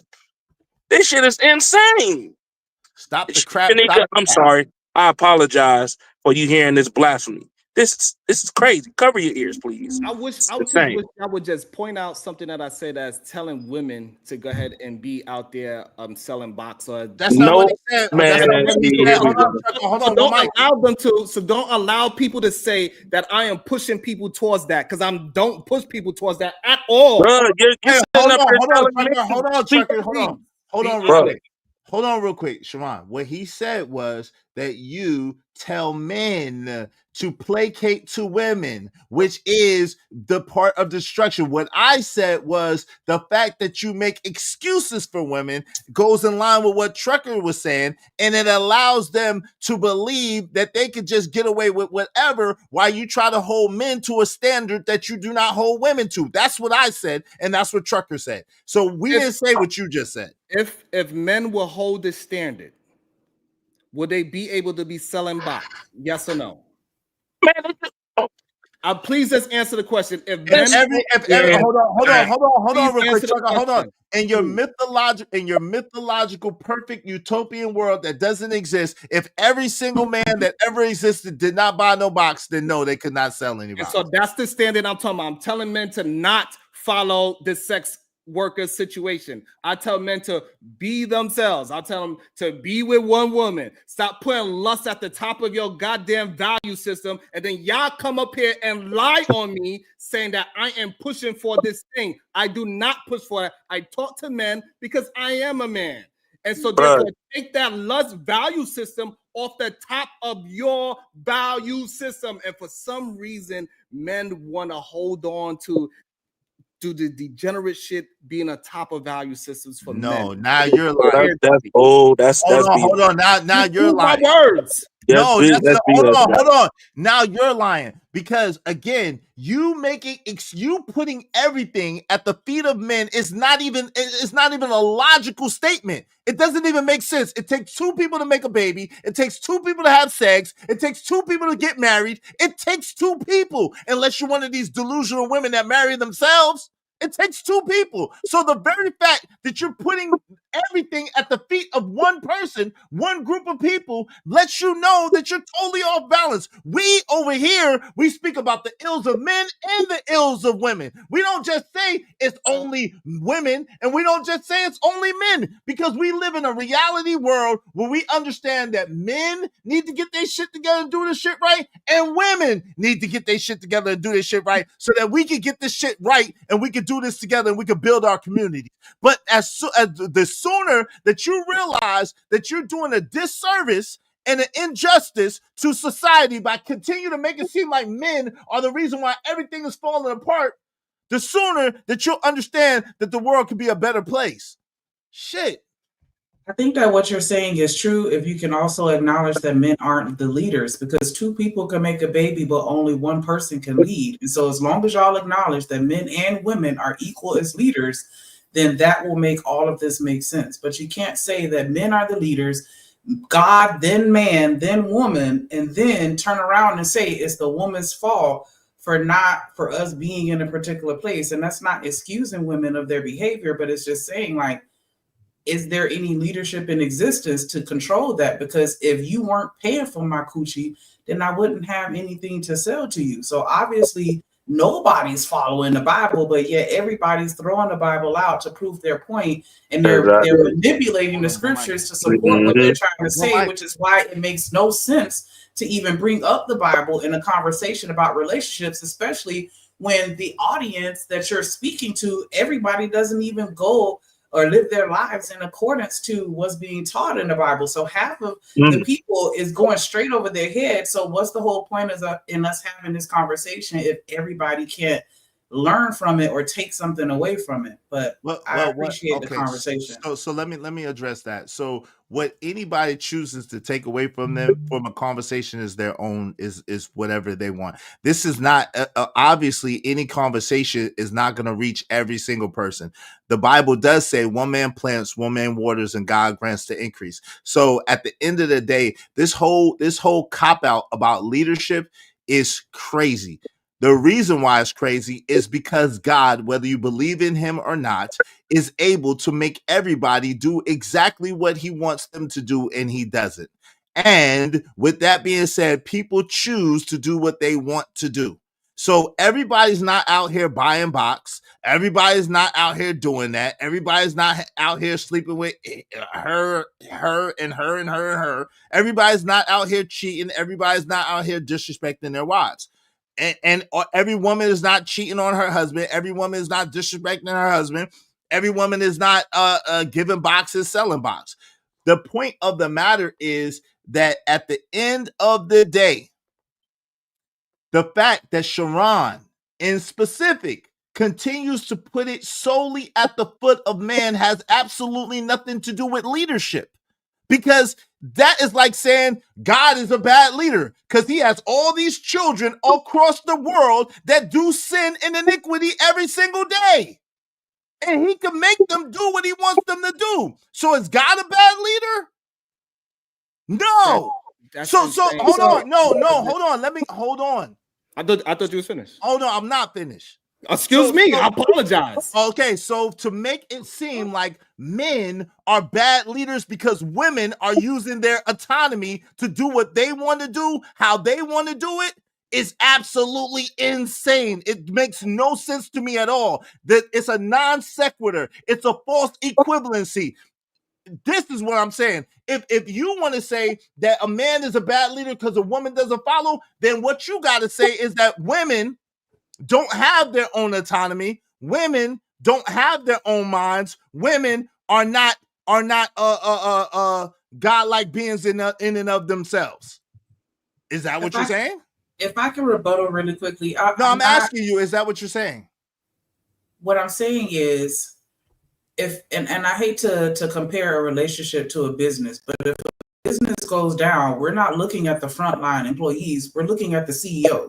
that's the person that's going to be getting the brunt of any type of criticism with regards to how that company is structured and how things go on underneath them, because you cannot control every employee and say that nobody's going to ever come to work late or nobody's ever going to steal. You can't control that. But as a leader, you should be able to hone in your skills to get what I call buy-in.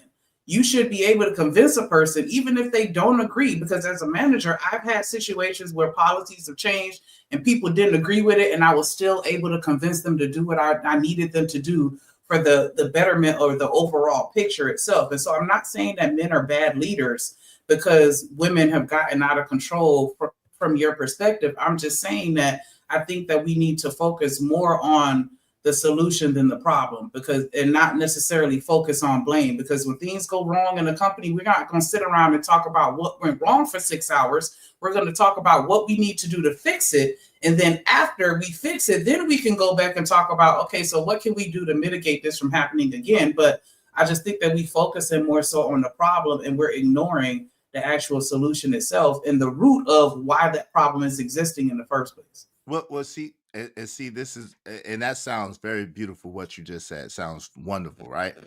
The thing of it is we are talking about the solution, right?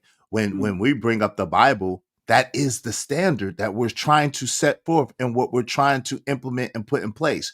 But then you have guys like Sharon that try to make it seem like when we're saying what the standard is, when we're saying what thus saith the Lord is, when we're saying how the structure is supposed to move and how it's supposed to be in order by setting the example of thus saith the Lord, then it's, oh, y'all use the Bible to try to hold women down and to try to force women into this and force women into that, to put your foot on women's neck. And that's not the case. So we were speaking about solutions. However, when you have someone who's supposed to be solution-based oriented and they're not speaking about solutions, they only want to point fingers at men and only want to make it seem like men are these evil monstrosities of beings, and women are these angelic angels that don't do anything wrong, then it divulges into the conversation that you heard.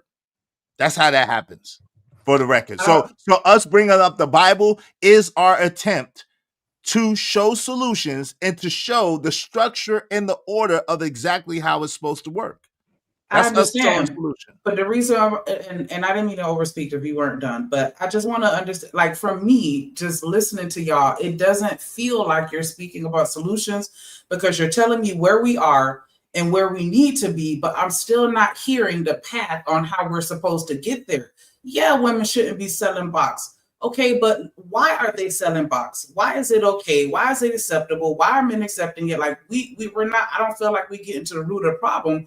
We're just talking about where we are and where we need to be. But I think that, more conversations on the journey that'll actually lead us there will feel more like a solution other than just telling me what I shouldn't do. Because even with my children, I can't just tell them, don't do that, don't do that, don't do that. No, we have an expounded conversation where I explain, this is what you don't need to do. This is why. This is what we can do instead. Like, it's more than just y'all shouldn't be doing this. And that's what it comes across as, even though that's not your intention. But for me, anecdotally, that's how it comes across. Like, these women ain't shit, these women ain't shit, these women ain't shit. Okay, why they not shit? Why are they acting like this? Because we weren't always like that. And I think that it's just a disconnect in the communication somewhere where we're not on the same page. And I know we different. Men aren't women and women aren't men. It will never be the same. But I don't know. I'm not able to follow what the actual solution is. And maybe I need to listen harder. Yeah, because that's fair, right? To say that you're not able to follow what so no one over here was saying women ain't shit, women ain't shit, women ain't shit. That's not what we were saying. So I don't know why you heard that or how you heard that, but I can't speak to what you hear or why you hear what you hear. I haven't heard, included, I definitely ain't said that. And I haven't heard anybody else was saying that women ain't shit. All the men up here, besides myself and Drip, are married men. All the men up here, besides myself and Drip, let me say that again, are married men. Every single one of them.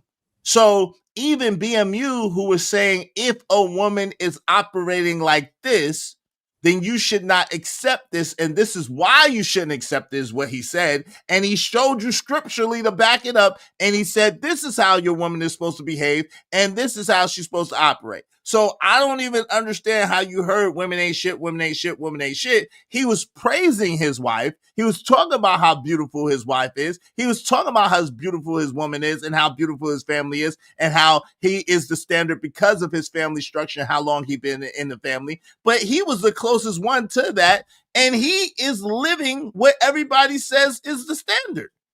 If I could clarify, and I don't mean to interject, I want to clarify when I said that I hear women ain't shit, I don't mean in this particular panel in this particular conversation. I just mean in the YouTube manosphere or whatever, this is called, because this is, but that's not fair, Shanika, but that's not fair. Let's don't do that, because that diminishes the conversation. If you didn't hear it here in this conversation, if you can, in all fairness, let's keep it to here in this conversation and what we're talking about now. Because if we're bringing out outside things, we could do that all day, every day. Is that fair enough? I understand. So when he tells me, when he says just don't choose the woman that's out there selling her box, and that's cool, are we gonna dig into why these women are selling their box? And why they think that that's okay? Okay. No, I don't. That's not this show. No, I don't think. And I could be wrong, but that's just not my stance. That's not. I'm not interested in why a woman is selling her box or why she's not selling her box. I don't have the capacity to be able to psychologically evaluate where she's at and then help her fix herself psychologically. I just know that, I don't have the capacity for that. So I'm not going to be with a woman that wants to run around selling her box. So as women, when we have men that are cheaters, we just gonna not really try to dig into why they feel the need to do that, to try to minimize the occurrences of it. We're just gonna say, fuck it, we just not gonna deal with it and just keep it moving. That would be better. I need that. All right, 10. I need that 10. You got it. But what I would say is this, Shanika, and listen, what you're saying is valid. I don't want to invalidate what you're saying. You are articulating your points well, and you're making total sense, right? So I'm not trying to play with you or to disrespect you or diminish what you're saying in any way. I want you to know that. I'm just saying, for this show and for where I'm at, I don't have the capacity to be able to dissect it from that matter myself personally, and I don't think that is going to be helpful or useful to the people here. Well, thank you, Shanika. What I do think is that it does. I understand what you're saying and it makes sense. However, for me in my older age, what I realize is people are where they are because that's where they want to be. You can present people with information, and if they take it, it's cool and it works. But if they don't want to take it, they're not going to take it. That's hence you can lead a horse to water, but you cannot make them drink. So this whole idea about trying to use my energy and my effort and brain power to figure out why somebody else is doing the shit that they do, that's not a non sequitur for me. I'm not doing that because shit, I got enough hard time trying to figure out why I do half the shit that I do, to be real with you. You know what I'm saying? Some of the stuff that I do, I'm like, damn, why I do that dumb shit? You know what I'm saying? Just me personally. I get it. And I don't want to hog the conversation, but I feel like we need to have a few more conversations about, and I understand psychology and soft sciences and all of that stuff, but I feel like if we just keep telling everybody, just avoid this, that's not necessarily contributing towards the solution. But I mean, it does on some degree. So I understand. I appreciate that. Yeah, let me let JD and then Sharon wanted to get in here, but I'm and then Coach Ferg came in. Welcome to the show, Coach Ferg. Welcome to the show. Imago Day. Yo, I'm trying to understand though. And let me read these super chats too. So I don't get too far behind. But I'm trying to understand it's the old adage, right? Why focus on the things that you don't want, right? See. And this is what happens, right? And I was talking to, I don't remember I was talking to somebody about this the other day. I can't remember exactly who it was. It might have been true. But the thing about it is, over here, I don't focus on the women that I don't want. What happens is we'll have a conversation. We'll be having a productive conversation. And then someone will say something like what Sharon often says and goes way to the left and says these hyperbolic statements about men that are not accurate or true. And then we find ourselves having to defend the statement. And then it becomes, yo, what are you talking about when women do this, this, and this? And then we go through this rabbit hole, and it makes it seem like we're complaining about women that we're not complaining about. Because guess what? I'm smart enough to not put myself around women I don't want to be around.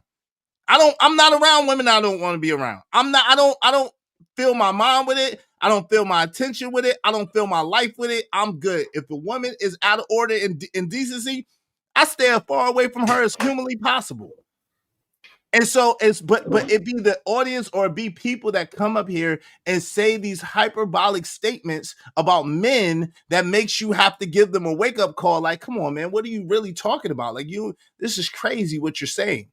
And so it don't be my intention to get into these type of comments. I'll be honest. So what I'm saying, so me saying that men should take lust at the top of their value system, that's something crazy? No, in and of itself, that is nothing crazy. What's crazy? So hold on real quick. In and of itself, I'm answering you. That particular thing is not crazy. About 10 times I held my. Let me what is crazy with you, so we can what is crazy is the fact that you make these hyperbolic statements showing that everything that goes wrong into a relationship is the man's fault. That's what's crazy. I never said these things. That is your interpretation of it, right? I said what I said. And now if you interpreted that as something else, that is a you problem. Because I'm saying exactly what I mean, and I mean exactly what I say. Now, if for some reason that you look at it as this, I'm some righteous teacher after saying those things that is needed to be done for men, that is you. What? You playing yourself? Like, what are you even talking about? Yo, like, come on, man, you playing yourself. Like, I don't know why you do this. What do I say that you disagree with? I'm about to tell you. You said that if these men, you make it seem as if these men. No, what did I say? Now, what I'm telling you, yo. What did I say? Hold on. Focus on the focus. What did I say? Not what I seen. Hey, yo, see, now you're doing way too much. I'm answering your question. I always do that every time. No, you're doing too much because I'm trying to answer. Do too much while I'm quiet, my brother. Come on, we're having a good conversation. We're not having a good conversation if you're trying to talk over me. I'm trying to answer you, and before I can get my answer out, you're trying to talk over me. So that's not a good conversation. Okay. Go ahead. You just asked me, a question. When I attempted to answer the question, then you tried to tell me how to answer the question. What are you talking about? Are you okay? Are you cool? Are you okay? I'm not when you make it seem as if I'm being disruptive to the show. I didn't say that. Why are you being sensitive? I didn't say you was disruptive. Okay, to the regardless show. from okay. I did not. I never said you was disruptive to the show. When did I say that at all? I'm not even alluding to that. That's not what I mean. So can we move? What I'm saying to you is when you ask me, what did you say? I'm trying to tell you what you said. I cannot tell you verbatim. Let me just say this. I cannot tell you verbatim because there was a lot of conversation. I had to go. My son's mother brought me something to eat. I was eating in the back. I got a lot going on. So let me just say that. So I will tell you what I heard you say and what it seemed like you were saying. I could do that, but I can't tell you verbatim what you said. So if you're looking for that, I can't do that. I can tell you what I heard you say. What I heard you say was that men are out here breaking these contracts as a generality. Men are out here breaking these contracts, having lust at the top of their priority, going and sleeping with this woman, that woman, sneaking out the house at 2 a.m. and doing this and that, and therefore leaving their women out to dry. What I also heard you say was, I heard you say that men are using the Bible to put their feet on the neck of their women and to hold their women back and to squash their women. That's what I heard you say. Did I have that wrong? Am I misrepresenting you? That's a good base. Go ahead. Okay, so those things are hyperbolic statements that are not necessarily true. Do some men do what you said? Yes. Does that represent the majority of men? No.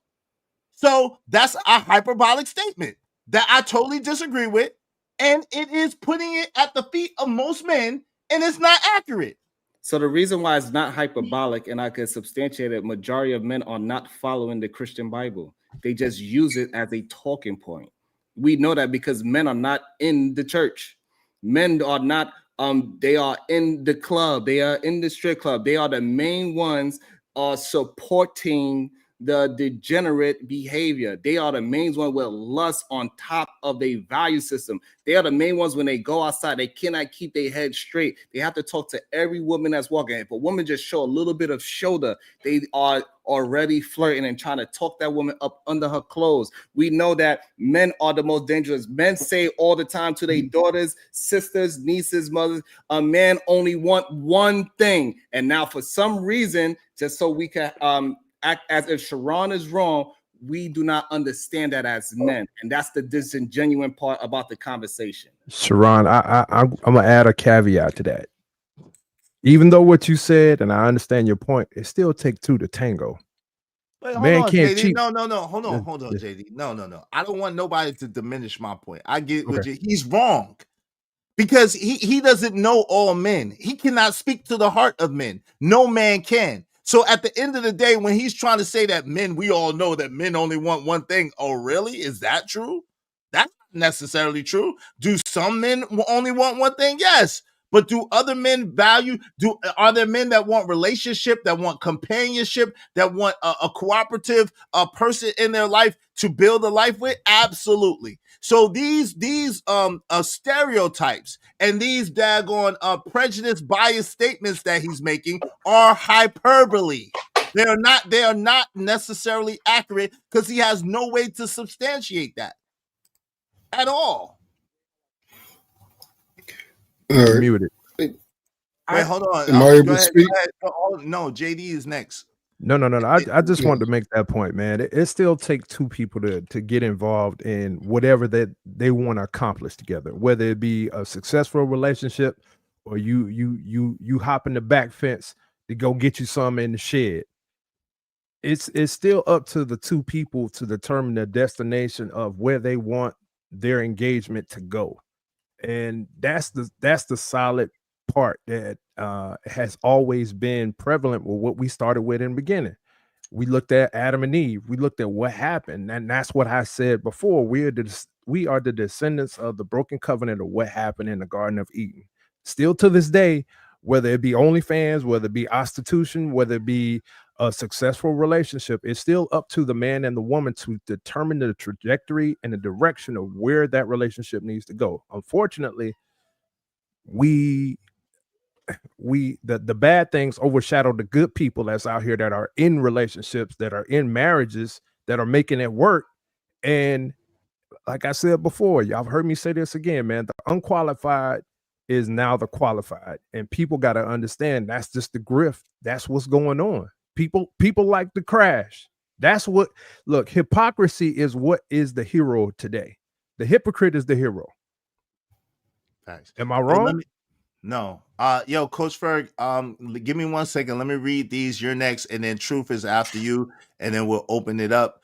Shout out to L Nix. Appreciate you, bro, for the $10. Said we teach our kids the basics of right from wrong and consequences. Most of us never tell them that they get to be excused because of gender. We won't even let gender war. We won't even let them gender war. I guess that's for adults. Shout out to you. Appreciate you, L Nix. Salute. Okay. L Nix, we let our children gender war. I don't know how that's a lie. But anyway, L Nix $5 said every man or woman will be rewarded according to his or her own works. It's that simple. Shout out to you, L Nix. Appreciate you. Yo, shout out to L Nix again, man. I appreciate you, man. Y'all be like L Nix to support the show, support the stream, I mean, and Shanika as well. And the person who put up the money for my man, BMU. Thank you so much. I appreciate you. Something about what L Nix, in a business, one has more accountability than the other. However, everyone in the company gets evaluated, and everyone can be fired and replaced. That's a fact. Shout out to Marvelous Opinion. What's up, Marvelous? L Nix again. The why something happens doesn't matter. It's what you do with what it is that matters. At the end of the day, we have choices, and no one cares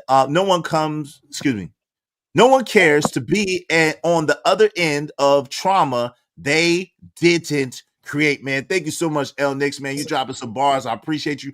James Moore, appreciate you, family, for Shanika's perfect use of the word. Thank you. She has credit because she took care of it. I appreciate you, Shanika. I appreciate you, James Moore. James Moore with the $5. Appreciate you, fam. So, are y'all saying there is no secular standard? No, we're not saying that.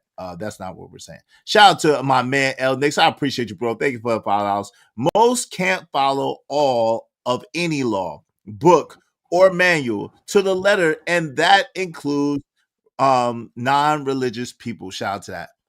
Marvelous. Let me drop it. Thank you so much to everybody that supported the show, supported the stream. I really appreciate y'all. Because of L Nix and James Moore, we only need 7 more people. 7 more people, these $5 a piece. Shanika, L Nix, and James Moore. We only need 7 people, these $5 a piece. Y'all support the show, support the stream. I mean, help us reach our goal. Help us reach our goal today. I appreciate y'all. I'm gonna celebrate y'all all at the end. Shout out to everybody that came into the building. Hey, yeah, bro. What's up? Little JD is in the building. Shout out to little JD. Say what's up. Little JD. Say it again. It's the cash up for Izzy Bands. Yeah, bruh. Yeah. There you go. All right. Shout out to celebrity little JD in the building. Good to see you, champ. Good to see you, champ, in the building. Hey, thank you to everybody that came in. Shout out to Big Bad Bull. I see you. Shout out to HC Bull 1. Shout out to my guy Cajun Darkfire. Everybody else that came in. I appreciate y'all so much. Salute. Hey, is it okay if I respond to L Nix whenever you put me in rotation? Go ahead, Sharon. What you saying, bro? I'm just gonna head out. Thank you for having me. I appreciate you, man. Salute to you. No, you don't. But it's I appreciate you, man. I don't agree with your ass. Why you act like a diva? I appreciate you. I don't agree with you, but I appreciate you. Salute to you. Dope discussion. It be like that until it's okay to it's okay. I appreciate you still though. I want everybody to be successful. No, you I don't. do, because I wouldn't be here if I didn't actually show love. I show love to everybody, but it just doesn't get reciprocated and is understood. This guy with the right, and then so when I don't know what it is about the truth that it's okay. It's not true. I was just on your show for like 3 hours the other day. Came to show you love. What you talking about? What I'm saying is that even though I said what I said, and you actually agree with what I said, you try to people, not you. People would try to pervert what I'm saying as if I'm doing something against men, and I'm trying. So the issue is that I don't do anything against men. I'm just steering men into a proper direction. Even though nobody agrees with the direction I'm saying, they would say, it seems like you're doing something. It seems like you uplift. I don't even talk about women. I'm trying to get men to stop blaming women for something. Stop pushing women down to pull themselves up. And so this whole idea that I'm doing something to men and love it, like, it's just ridiculous. Yo, and we allow it to happen. We allow it to happen. Like, BMU. Because I believe it. You literally have 2 terms. You got LOM, which is lovers of men, and you got REM, which is REM, bro. Stop the cap, right, bro. Like, at the end of the day, this is what I hate, yo. I can disagree with wrong? You. So what I'm saying is, yes, it's wrong. Yes, it's wrong.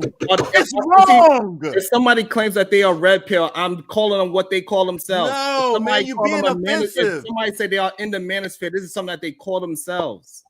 It's not something that I'm not just blatantly. I don't call it is what it is. Like I'm saying. Yes, you attach that name to people who don't accept that name. It is what you it have. Is. Just like men are acting as if that men don't use the Bible and they don't follow the Bible. We know that happens. I said it happens sometimes. We know men are doing this thing. We know majority of men. Not all men. No, that's not true. It is true because majority of men are not following the Bible. We know that is a true statement. It's not a true statement. Act like it's not. It's not a true statement. It shows by their life. Their life shows it. And it is okay for us to just be honest. But for some reason, when I'm telling the truth, it's a problem. Yo, it ain't only you. It's not only you that do it, and it is okay. You're doing too much. You're being a victim. You're a victim. There's plenty of other men that do it, even though They say they want the community to be better. They don't want to actually talk, like how Shanika said. They don't want to actually communicate about how we're supposed to move it forward. They want to just keep saying that these women that are ran by other men, the sex industry is ran by men. And we keep acting that it's women that is running that industry. Even when they are OnlyFans, it is ran by men. They have goddamn managers ran by men. And for some reason, we keep acting as if men don't have no understanding of what's going on. And I get it. Thank you.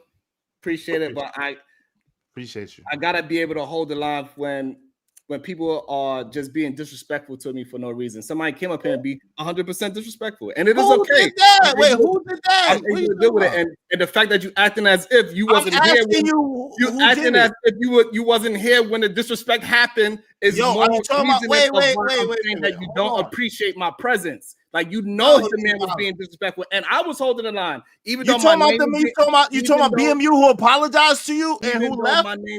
Even though my name was being brought up, I still didn't jump the line. I didn't do none of those things. And so all I'm saying, hey, hold on, time it out. is what it is. Hold on, time out. Let me ask you a question. Are you talking about BMU? Hold on. Are you talking about BMU who apologized and left? Is that who you're speaking about?